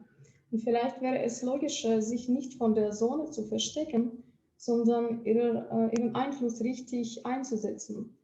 Und wie wäre es, wenn man zum Beispiel eine andere Schule anprobieren könnte? Also einen Teil der Landschaft zu werden und sich in der Natur sich mit der Natur zu verschmelzen und vielleicht sogar selbst in eine Pflanze zu verwandeln, dann für sie ist die Sonne eine lebensspendende Kraft. Also so kam mir die Idee für biomorphe Kostüme. Und aus der architektonischen Sicht wäre es auch ideal, alles in lebendige, atmende Objekte zu verwandeln, die von der Energie der Sonne angetrieben werden. Also heutzutage zeichnet sich so eine Tendenz in der Architektur bereits ab. Also Architektur wird offener, intelligenter und anpassungsfähiger.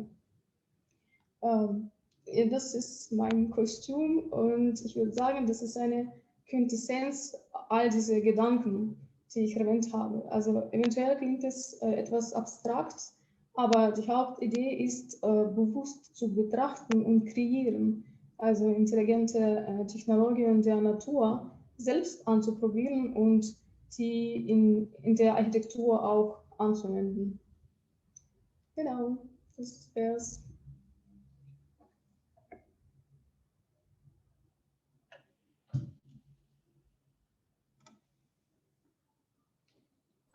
Maria, your mic isn't on. You're on mute. Danke, Mario. Danke, Elena. Ich habe gesagt früher, dass ich versuche auf Deutsch zu sprechen und jetzt auch mit Stimme. Können Sie bitte seine Bildschirm? Ja, danke.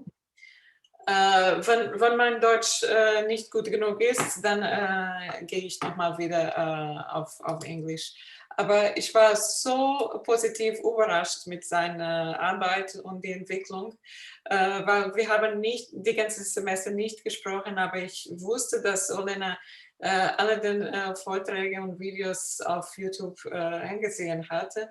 Aber ich hatte keine Kenntnis von seiner Arbeit und seiner Entwicklung. Und das war eine riesige Freude zu sehen, was sie alleine gemacht hatte. Nur das Ergebnis am Ende, aber auch das ganze Prozess und auch die Vertiefung von seinen Gedanken in die ganze Entwicklung von der Idee. Manche von dieses Konzept, das ich hatte gewünscht, dass wir in die Aufgabe zusammenbringen konnten, war erfolgreich erreicht. So, sie haben dieses Aspekt von Beziehung zwischen Menschen und Natur und auch Emotionen und Material komplett geschafft. Und auch sie haben viel experimentiert mit Materialien und auch diese Geometrie von verschiedenen Naturelementen auch zu arbeiten, in dieses Kostüm zu schaffen. So, das war ein riesiger Erfolg auch. Haben Sie Frage oder habe ich mich gut erklärt? Okay.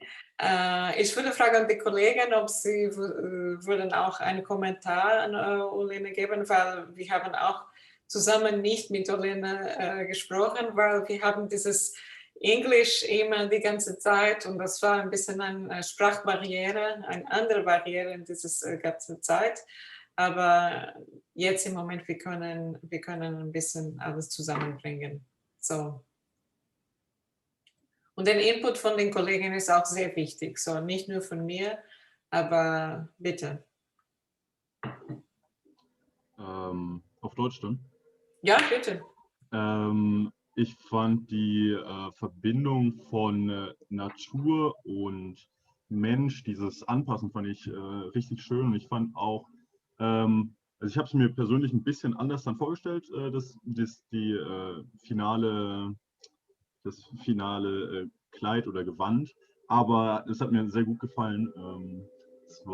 Ich habe es mir irgendwie ein bisschen natürlich vorgestellt, so mehr Grün und mehr Farbe und so, aber ich fand es sehr, sehr schön jetzt dieses Weiße, das hat so ein bisschen da in der Sonne gestrahlt und hat so eine, ja, hat irgendwie was ausgestrahlt. Ich bin mir noch nicht so ganz sicher, ich gucke es mir gleich nochmal an, aber hat mir auf jeden Fall sehr gut gefallen.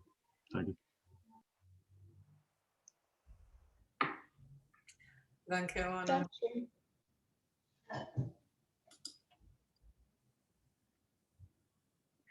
Und die andere Kollegin? Vielleicht David. David hat auch ein Kostüm sehr in die Nähe von den Körper gearbeitet. So vielleicht, wir können hier eine Beziehung machen von den beiden Aufgaben und dann David can go on. Ja, genau. Also ich fand ziemlich interessant diese Versuche am Anfang mit den verschiedenen Formen, die auch aus der Natur kommen, in den Skizzen, die du dann versucht hast, auf den Körper anzuwenden. Das fand ich ziemlich interessant und auch darstellerisch ziemlich schön umgesetzt.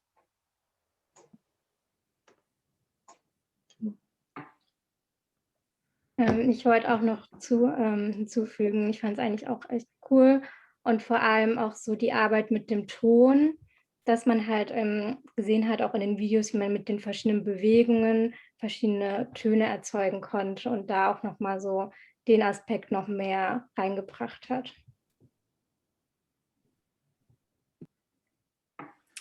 Ja, und wir können auch sehen, das war für mich auch sehr positiv überraschend, weil meine Erfahrung, wenn ich seine Performances das erste Mal gesehen habe, war, ich konnte sofort denken an die triadisches Ballett von Oskar Schlemmer denken. Das war sofort, weil die ganzen Bewegungen und das war eine wirkliche interessante Hommage und neue Interpretation und auch humorvoll, weil es ist so minimal, die Bewegungen, aber die bisschen mechanische Repetition und auch dieses überraschte Beziehungen mit der Kamera und dem Betrachter, dass wir wissen nicht wirklich, was passiert oder das war genau das Gleiche als erstmal, so nur kleine, ein bisschen Variationen und auch kleine Bewegungen am Ende nur mit den Händen und so. So, das war so fein und auch so humorvoll. Das war super. So, das kann ich wirklich sagen. Und auf YouTube, viele Menschen haben geklickt und angeschaut. So, es ist auch sehr popular. Vielen Dank. Vielen Dank, Elena. Very rewarding experience also. David, please go ahead. There it is. Okay. So like many others in this course, I also took a lot of walks during the quarantine. And I found out that public spaces can be very overwhelming to me and very stressful. So I try to create something that I can just go inside of and be protected from all the different influences that are there in public spaces. And I started the process out by, and so first off, I wanted to have something that I can wear and then I can carry around and I can also go inside of and be inside of. So a mix between a place and a costume. So I took some inspiration from these projects. And what I noticed is that I had a lot of cardboard lying around that I had yet to throw away. So I'm glad I didn't, because I could use it for this project. And my parents also had these really big cardboard boxes that where you put wine inside of them, and it's to transport some wine, and I also used those. And the first idea was to be completely closed off from everything, as you can see in these sketches and these first images. But over the semester, the idea developed into something more that you can like have small interactions with your surroundings, but not all of the influences, and you don't have to be overwhelmed. You can be selective about what you want to experience in a space and what you don't want to experience. So I put these little eyes into the shelter. That also kind of relates to the experiment we did with Eve Edelstein, when we had to hold up the heavy book and had to focus on something in our room that we enjoy. The unpleasant feeling of holding the heavy book kind of goes to the back of your mind, and you really focus on the pleasant thing. And that's also kind of the idea behind this project. And for the performance, I took the shelter around to different areas, to different types of places, and I tried to use the affordances that the shelter offers, and really try to experience these places in different types of ways. I took it to nature, and I took it to a busier street here where I live, and I also used it at home, where I really had to reconfigure my way of moving around in my home, because it's really difficult to move in the very small spaces here with this big kind of shelter. And it also, I had to rethink the way I move through my home and through spaces, and it also offers these selective ways of perceiving a space. That was the idea behind it. Yeah.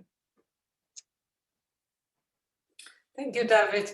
Can you please stop sharing? This was also, first of all, thank you also for your presentation and for your commitment in this project. I have to say that I was also, like I said to Elena, I was also really positively surprised with the jump that your project had from object to performance.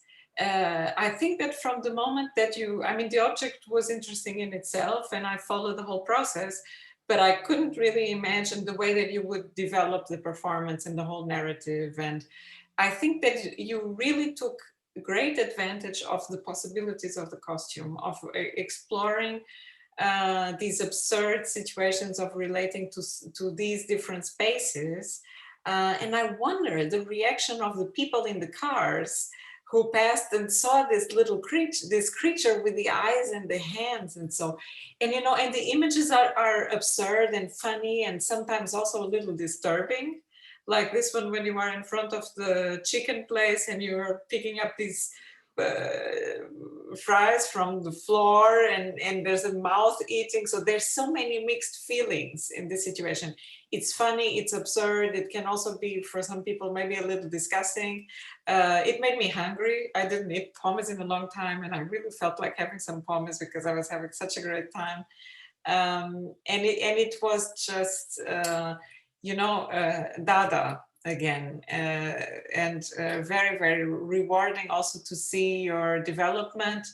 And I think that you have a performative streak inside of you. I think that in the right context, there's a lot of things that can come out and explore, because they really bloomed during this interaction with the costume.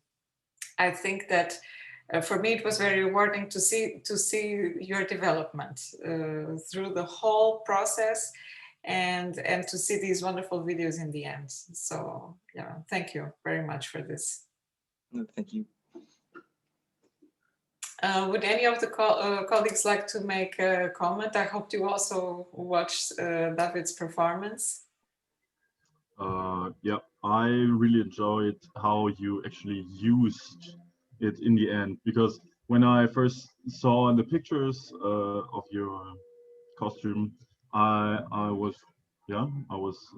inspired a little. I really liked the eyes, And then you use the eyes also to put your hands through. And I really enjoyed when you took the apple and started eating the apple.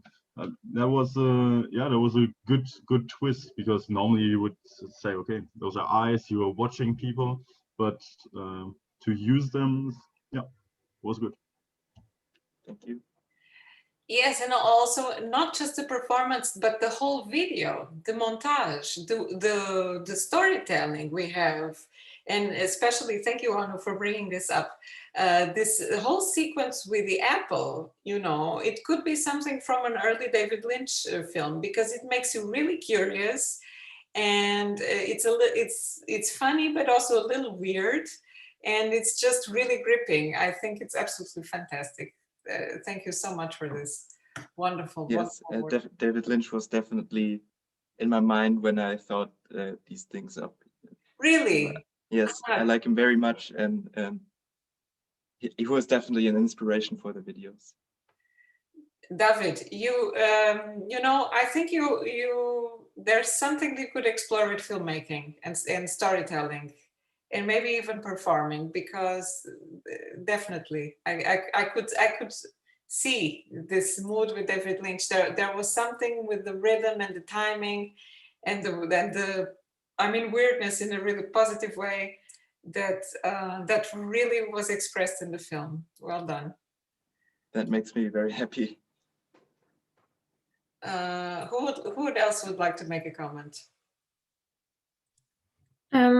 I also wanted to say that I really liked the performance. I think it was some parts of it were really funny, and I also liked that I think once or twice you showed the perspective from the inside, so that how you can see through the eyes, that you can see the outside. And I think it's interesting that even though those are eyes, they kind of limit your what you can see. That was interesting to see. Yeah. Thank you. Any more comments? No? Okay.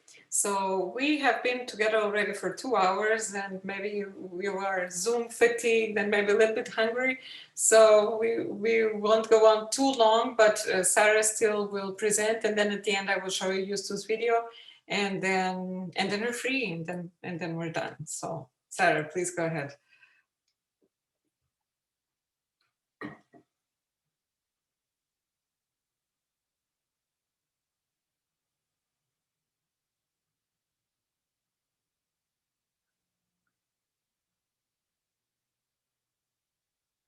Sarah, I think you're muted still, so yeah. I don't. Yeah. So you can see my screen? Yes. Okay. So in the beginning, I don't know if you remember, but I started with kind of also like a costume or a dress, which then evolved into this wall. And so when I started thinking more about what I wanted to express with my shelter, and also how I wanted to connect to the pandemic or my time in and with the pandemic, I started thinking of how the pandemic affected me and kind of what it did to me. And because I wanted to keep my idea from the beginning of breaking out of my costume or structure, I focused on kind of the negative things that happened to me or that I experienced. Like here, like I didn't really have a set schedule. I kind of started ignoring my physical and mental health. I stayed up very long and didn't get enough sleep, and those kind of things that I think some of you can relate to. And yeah, so with now there being more options and to see other people and kind of get a normal rhythm back, yeah, I wanted to express kind of leaving all that behind and starting new or starting fresh. And so I built that wall, and I kind of used two main materials, the newspaper, which kind of represents the things that are more easy, or habits that are more easy to break. So for example, like the having no schedule, that's right now it's much easier to get that back. With now it's easier to make appointments. You can kind of go back to uni and study there. So it's more like set points in the day that you have, and you kind of have to get ready for. And yeah, so also meeting friends and other people again, and yeah, getting more outside of the house. And I use newspaper because it's easy to tear apart, and even though it's kind of like you can see maybe here, it's like wrapped around my leg or my arm, I can still move in it, and it's still possible to do things, but it's slightly restricting my movement. Then the other material I used is like cardboard boxes, and those kind of represent the things that are are harder to work on or involve more time and more patience, like focusing more on my physical and mental health.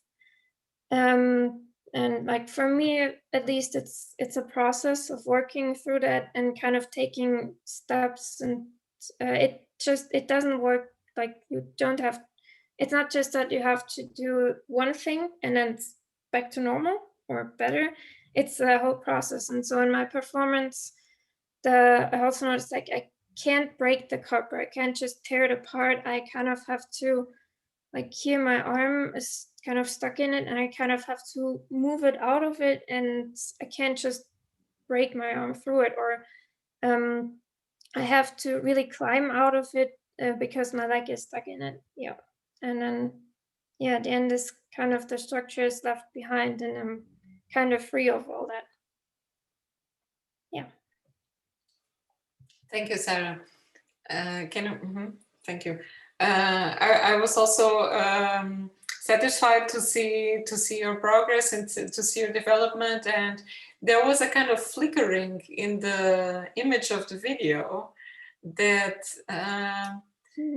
I think it gives a very interesting effect, because it makes the image a little bit noisy, and it emphasizes a little bit these feelings of disturbance, like you was before talking about the uncanny, this feeling of the uncanny, and also something that you can't clearly see, also because you have a figure, and if you don't know, I mean, I already knew that you were coming out of the wall, but for someone who would not know, you don't know what to expect, and then suddenly there's this figure coming from the wall.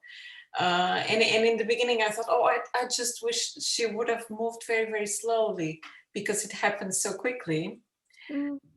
But then the more I thought about it, I think it makes sense that it is like this, because it can also have a kind of disruptive effect in the viewer, that it's something that it happens fast, and it's a little bit like ripping a Band-Aid, that you just do it quick and then it's done.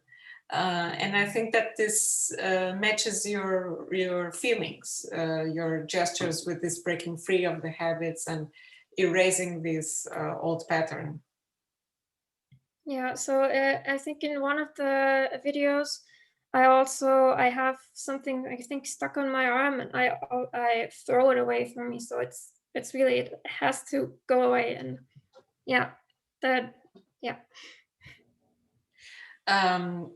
The only thing that I thought that I would bring that could be a bit of improvement was that in the text, for example, you didn't mention much connection to these topics of the courses that we discussed about, but this is not that it's something which is missing, but it's something that's because I know that it's there. You followed all the lectures and all the things, but it could be interesting for you to think about it as a way to reflect more, to bring to your awareness how these topics might have influenced the outcome of the Aufgabe.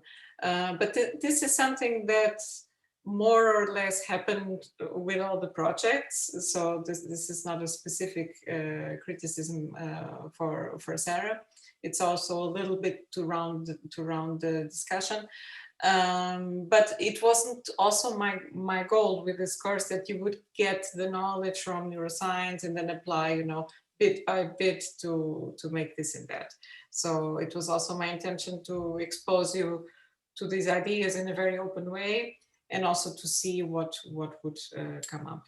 But I mean it just for the future, if you would like to for yourself to try, or maybe in time it comes to you and you understand better perhaps which influences led to the response that you gave for the exercise.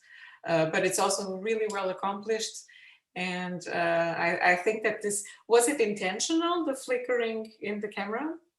No, it wasn't. It was just that I filmed it later in the day, so I didn't get to use natural light. So, but yeah, I saw it on the video, and I kind of actually, yeah, I liked how it looked because it changes within the video. I think it gets less and less. So yeah, it was a nice effect, but it was yeah, it wasn't planned.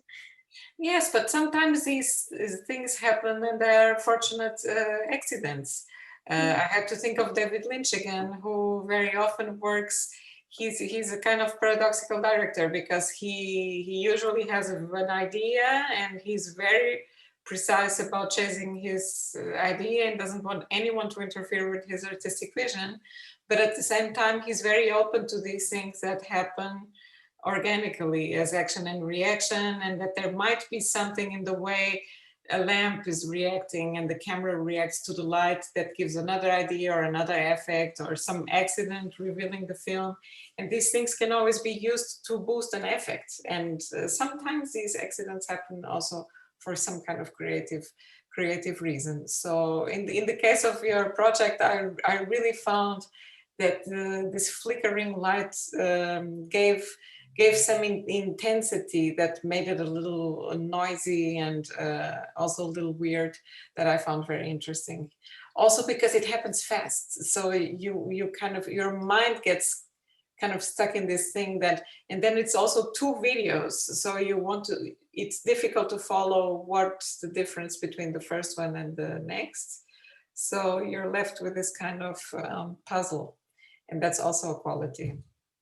Yeah, and maybe for what I took from the lectures, I don't think it really shows in my performance, but I couldn't really pinpoint one specific thing that influenced my performance. But I noticed that when I go into a room now, I kind of look for things that, oh, I really like that about the room, or I didn't expect that. So it's kind of more like I took something like overall from all the lectures.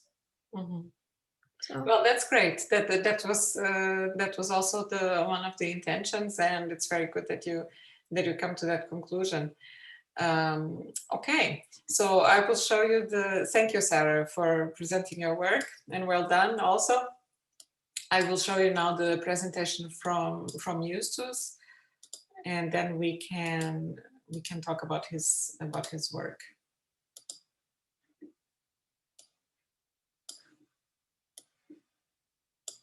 So, can everybody see my screen? So, hello everybody.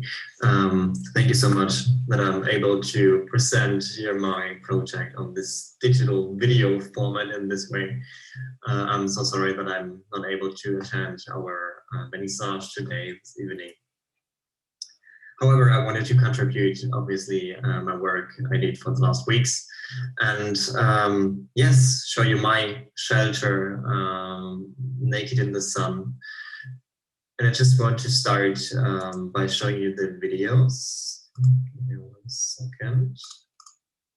And don't want to make too many comments now in the beginning, but afterwards I will explain a little bit what my background idea was and my motivation. So, and we start with the first video.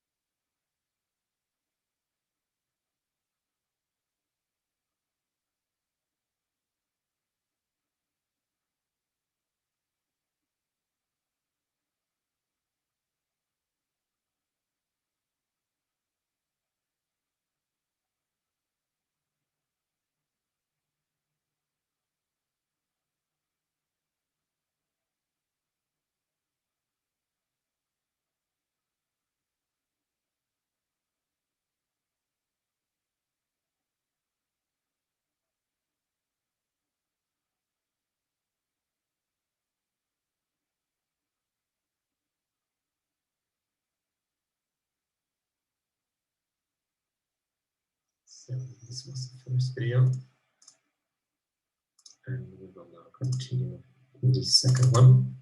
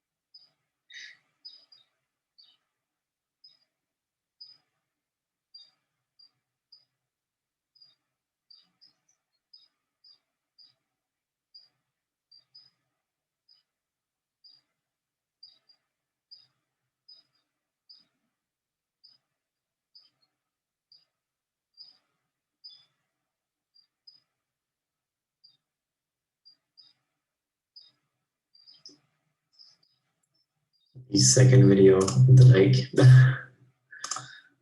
And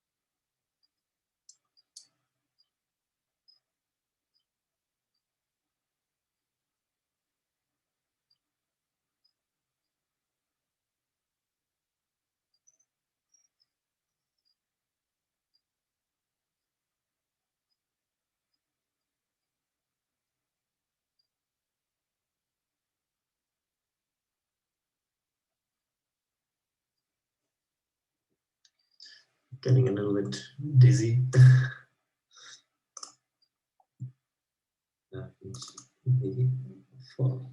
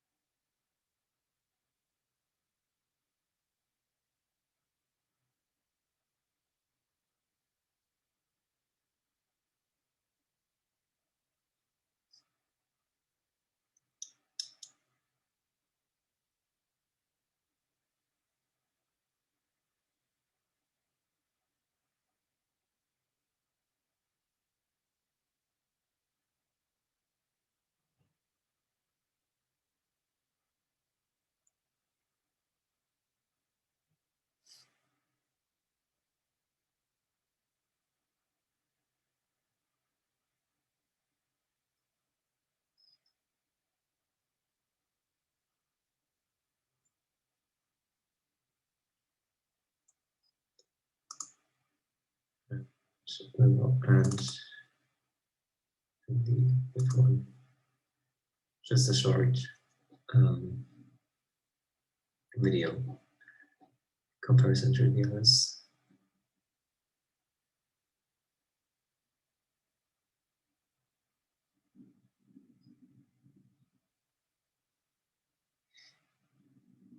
Okay, perfect.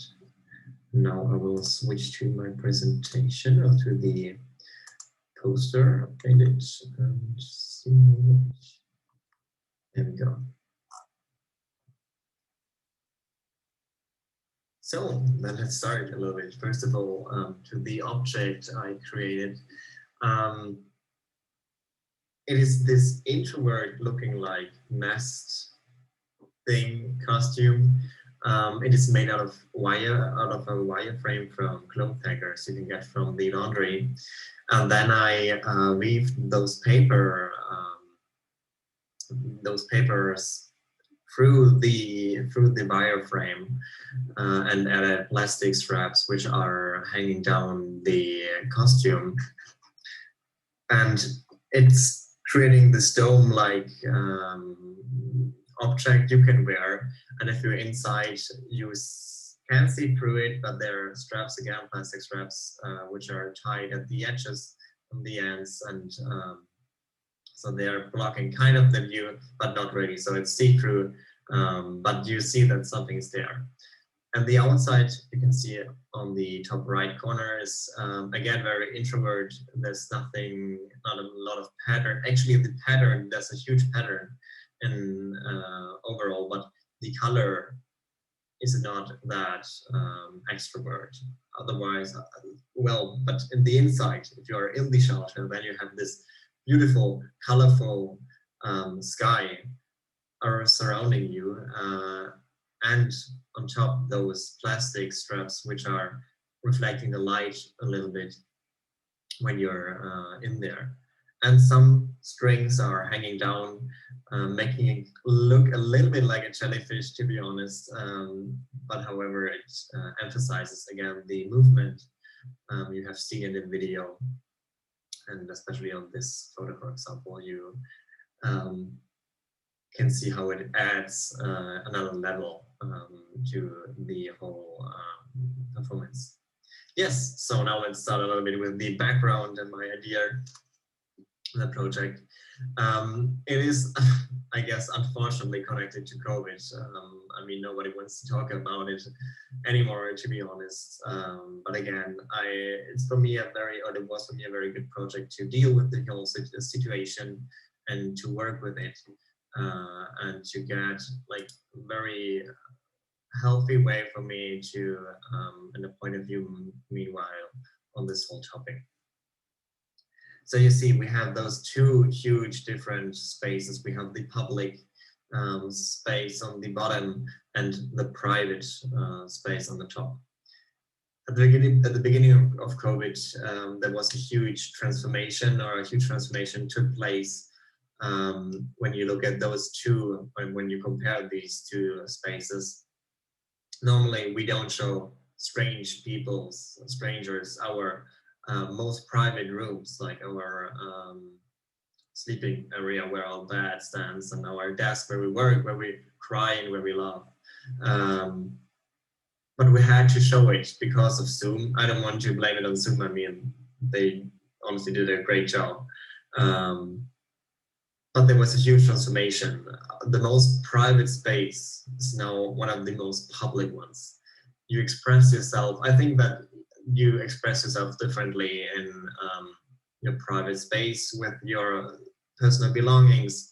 And if you go out, you are kind of a different person, obviously. I think everybody is a little bit different at home and in the city or outside with friends. So, and now we have the situation that you can see everything in the back.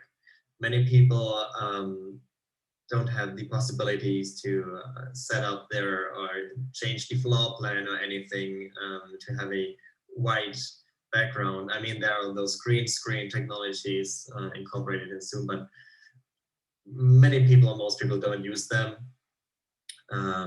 So we are showing our most private rooms to the public, to people we wouldn't show it to. I don't want to say that I wouldn't show it to you, but just in general, I mean, we are showing it to our professors, to teachers, however, to customers, to clients, whatever. And it's a very new situation for us people. And I wanted to show that now that we can go outside again a little bit, obviously with regulations, we have, or there's a certain change which is happening. for me, or for many, especially young people, the private room, the private space,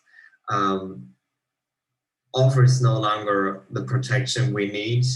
It is kind of cold, we are restricted at home, we feel cramped in our tiny rooms. Many of us have losing their job and have losing family members, friends. However, we're not able to get out, we're not allowed to see friends. Many of us haven't seen family members over 1 year now, and this is just extremely hard for everyone.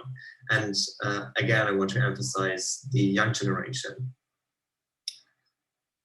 So we go down a little bit so you can see those shots a little better. So these are from the video we have just watched together. I think many young people need to find their place in society, and we haven't had the chance in the last year to do so. We haven't had the chance to make experiences, to meet new people, to connect, to have direct human contact, and all those things were not possible. I don't want to say that COVID isn't real or the regulations are bad. I just want to say that it is extremely hard, especially for young people. When you're seeing right now, it is happening that universities, schools are still closed or extremely restricted, but you can go with thousands of strange people in stadiums, at some whatever sport events, hugging each other. I don't want to say that this is bad or wrong, definitely not. We have to go out, everybody. But it is not fair that young people are not seen by society, by politics. And it makes us very, very sad, very, very tired. And I think that many young people are very disappointed from the adults. And now many adults are even saying, oh, you're so loud now when you go out and so on, and cool down. No, I don't want to cool down. I want to be out. I want to be with friends. I want to meet people. I want to do stupid things. I want to gain new experiences. And I wanted to show up with those two worlds, the private, where I couldn't move, where I hit the walls, where I was restricted. And now the public space gets kind of this, gets a new it's transforming again, because for young people it is now the space where we can move freely, where we can be ourselves. We're under people, we can be social again. And I think this conversion, this transformation again is extremely interesting, because the whole atmosphere, the whole situation has changed. And to end this presentation and to give some thoughts, or I want to start probably another discussion, or the question is public space really, or are we getting, to put it in other words, will the public space disappoint us? If you look back, we wouldn't be so, especially young people, wouldn't be so openly, so free, so we wouldn't feel that good in public. But now we do, and we don't have this shelter right now because we want to break out. We don't want to go at home. We don't want to be at home. We want to be out. But this huge question, if it will disappoint us. And again, can public space offer the same condition as our room we are sitting in right now? You cannot cry. I mean, society is a little bit stupid, I guess, but you cannot cry just in public. This is a very strange, would be very strange. So are the conditions the same, or how are they right now in public? How are the conditions for our private spaces? And is there a possibility, or when will be the time when our homes regain the privacy, this level of privacy we had in the past? And is it even possible, or do we even want it? And well, just in general, where do we feel safe and protected?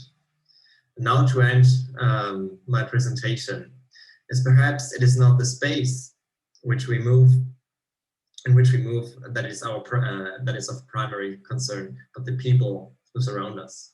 So probably it's not about the space, but about the people. So thank you very much for your attention. I hope you're having a great time. I'm missing it already, I can say that. And thank you very much.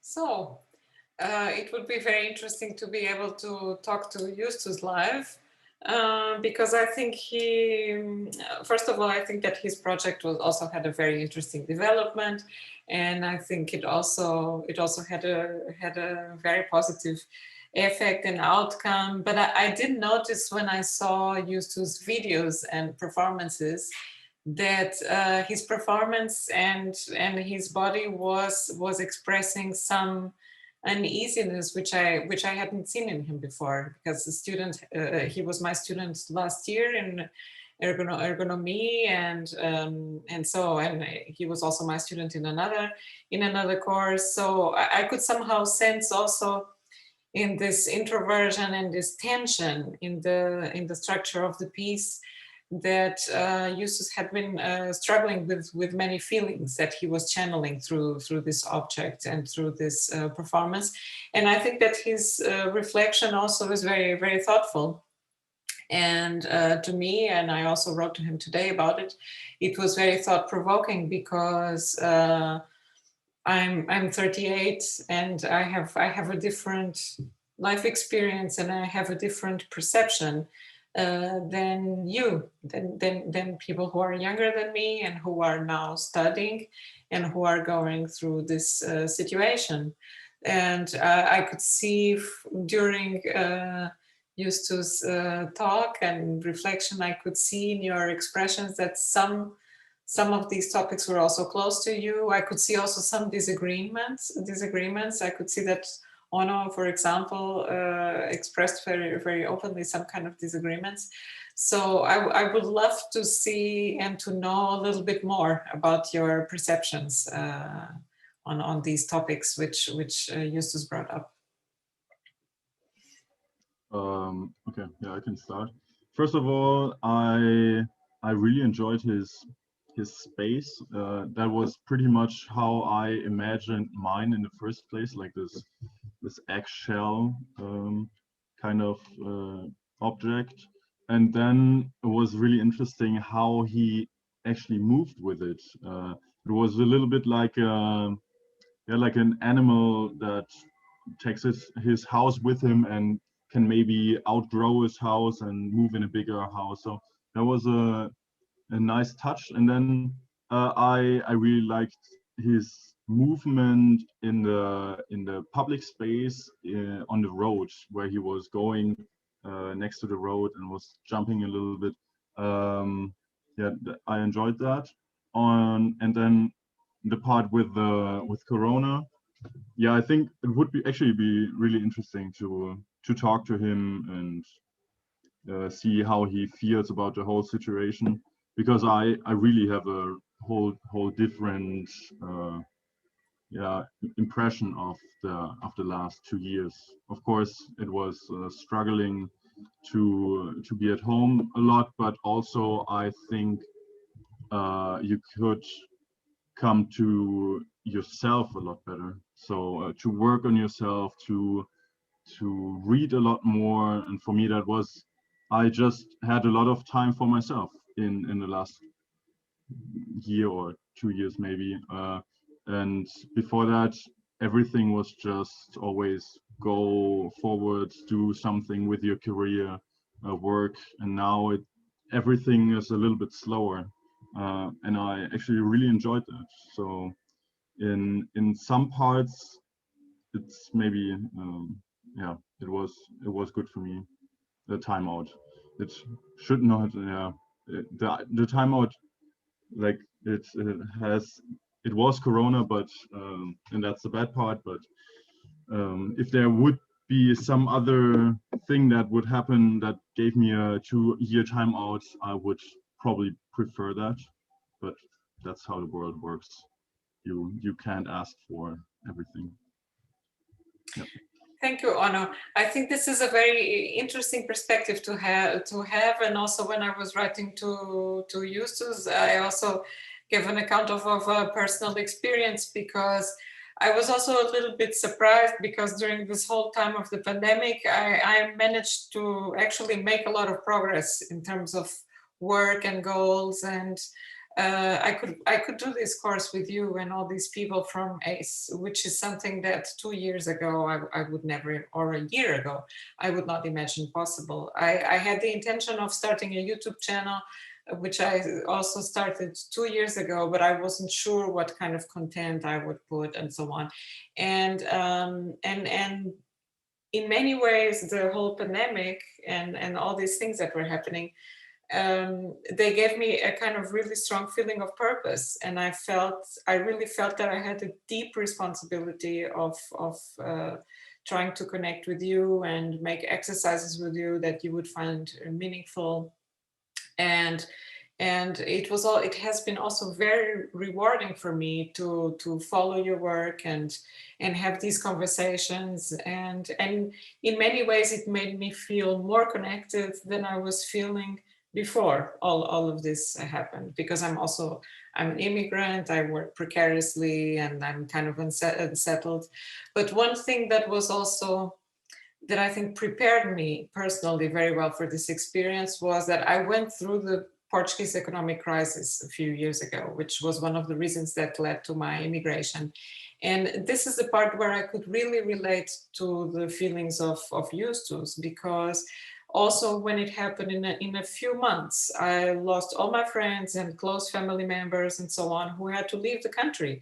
And I was for 2 or 3 years basically alone. I lived with my parents, which was not a comfortable situation for someone who wants to have a fully adult life. There were no jobs. And that's when I started to do my PhD, because I needed a sense of purpose. And it was like, Ono, like you mentioned, it was a time when I was doing exercise, reading books, and watching art films. And my best friend at the time was my first Dr. Father, who was already quite old, but a very accomplished and experienced person, who was like a second father to me. And at some point in this process, he had terminal cancer. So at some point, it was also someone who I lost. So it was also a time that was very, very difficult for me and really challenging. But I think that these crises can, like Ono, like you were saying, can bring us much closer to ourselves, and can trigger in us capacities, ideas, and qualities that maybe we would not imagine possible. So there's many good things that come from very, very hard challenges. And I wouldn't have been able to go through all this situation with the pandemic if I wouldn't have experienced such a crisis before. So I really think that these things are difficult, but they are purposeful. And we will all struggle with a much bigger crisis than this, which is climate change. So I think that the pandemic is really a fantastic wake-up call to start preparing us for a lot of things that have to change, to make us see things from a different perspective, appreciate things, give value to, or change our perspective on values on many things, and make us more evolved as humans. But it's of course it's a difficult period, and many people are struggling very hard with it. But I would like to hear more perspectives, if you would like to share from your experience, if you feel connection to what Justus mentioned, or a mix of both, or a different view.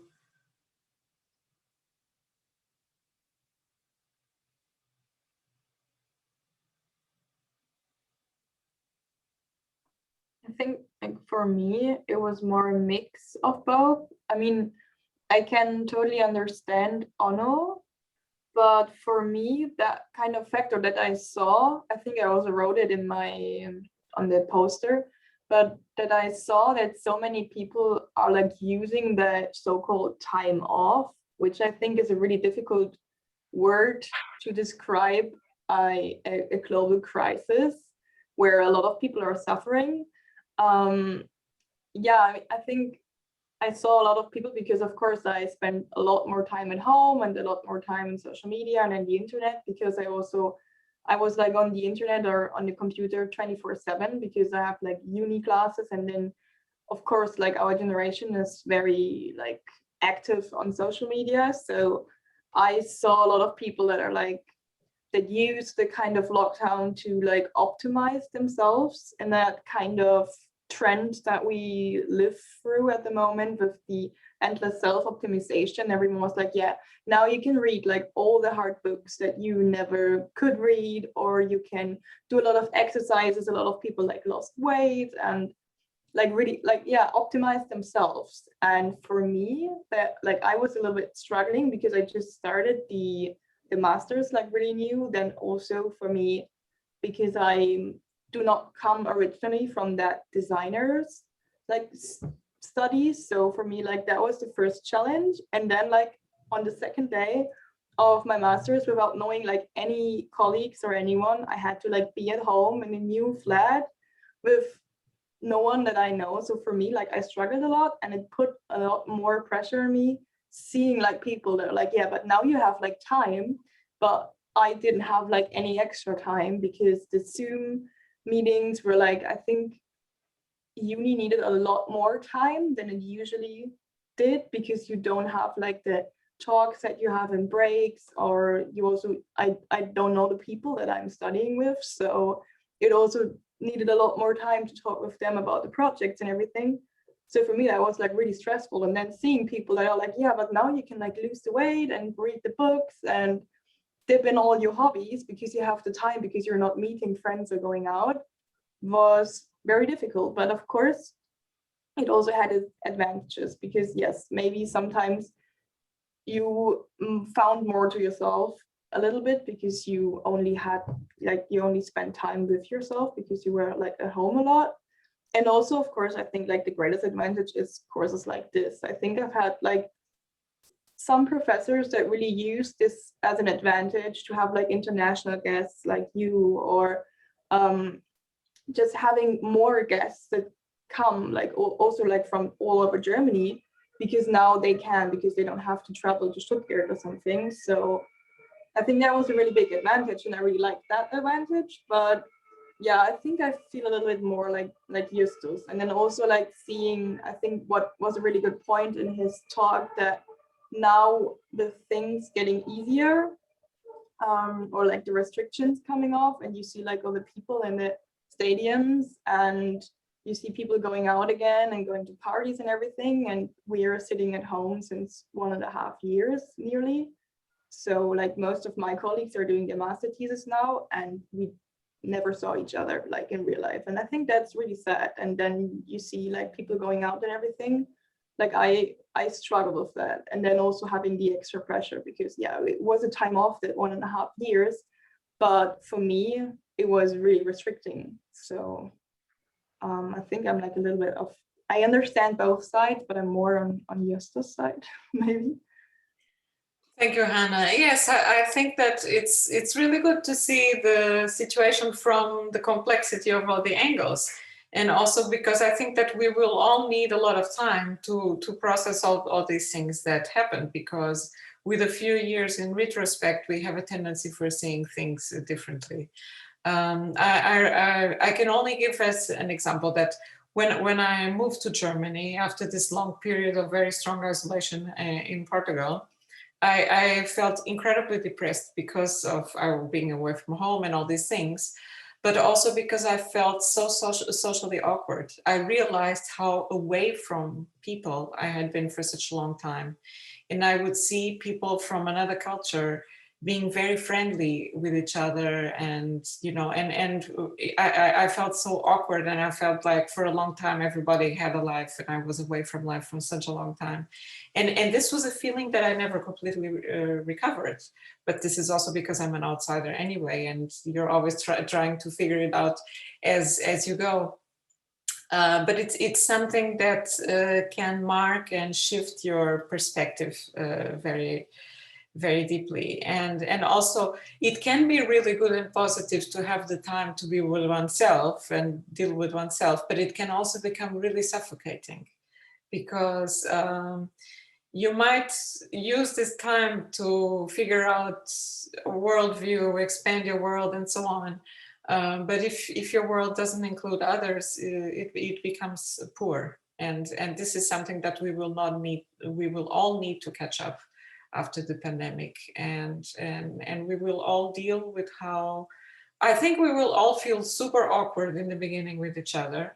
And I think that that's also really nice and hopeful, because we have all been through a really weird experience together. And I think this is also a chance for being much more tolerant about social protocols. And I have already experienced really, really incredible things in the last few days. That, for example, the other day at the supermarket, I accidentally dropped a bottle of beer, which normally in Germany would be something that would have a massive impact because someone disrupted the order, and it was fine.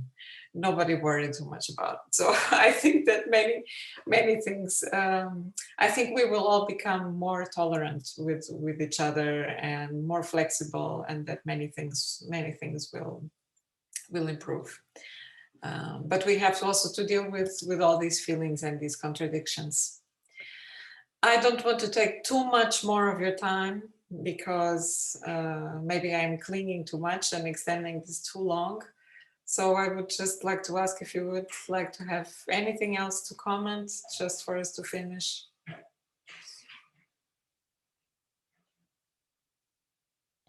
Well, thank you so much for the course, I think. Thank you. Okay, it's been a very, very long session. And so to end, thank you all, everyone, for your engagement and your contribution, and for justifying all the effort in preparation and contacts and all these things, and for really making me feel like my work and my contribution is meaningful. And in the future, if you see me anywhere outside, if you identify me, don't be shy, really. Reach out and say hi, because I am a very approachable person and I would really like to have contact with you, okay? So I wish you all the best for the rest of your studies, and we'll see you around. Okay. Thank you for everything. Bye bye. Thank you. Bye. Bye. Take care. You too.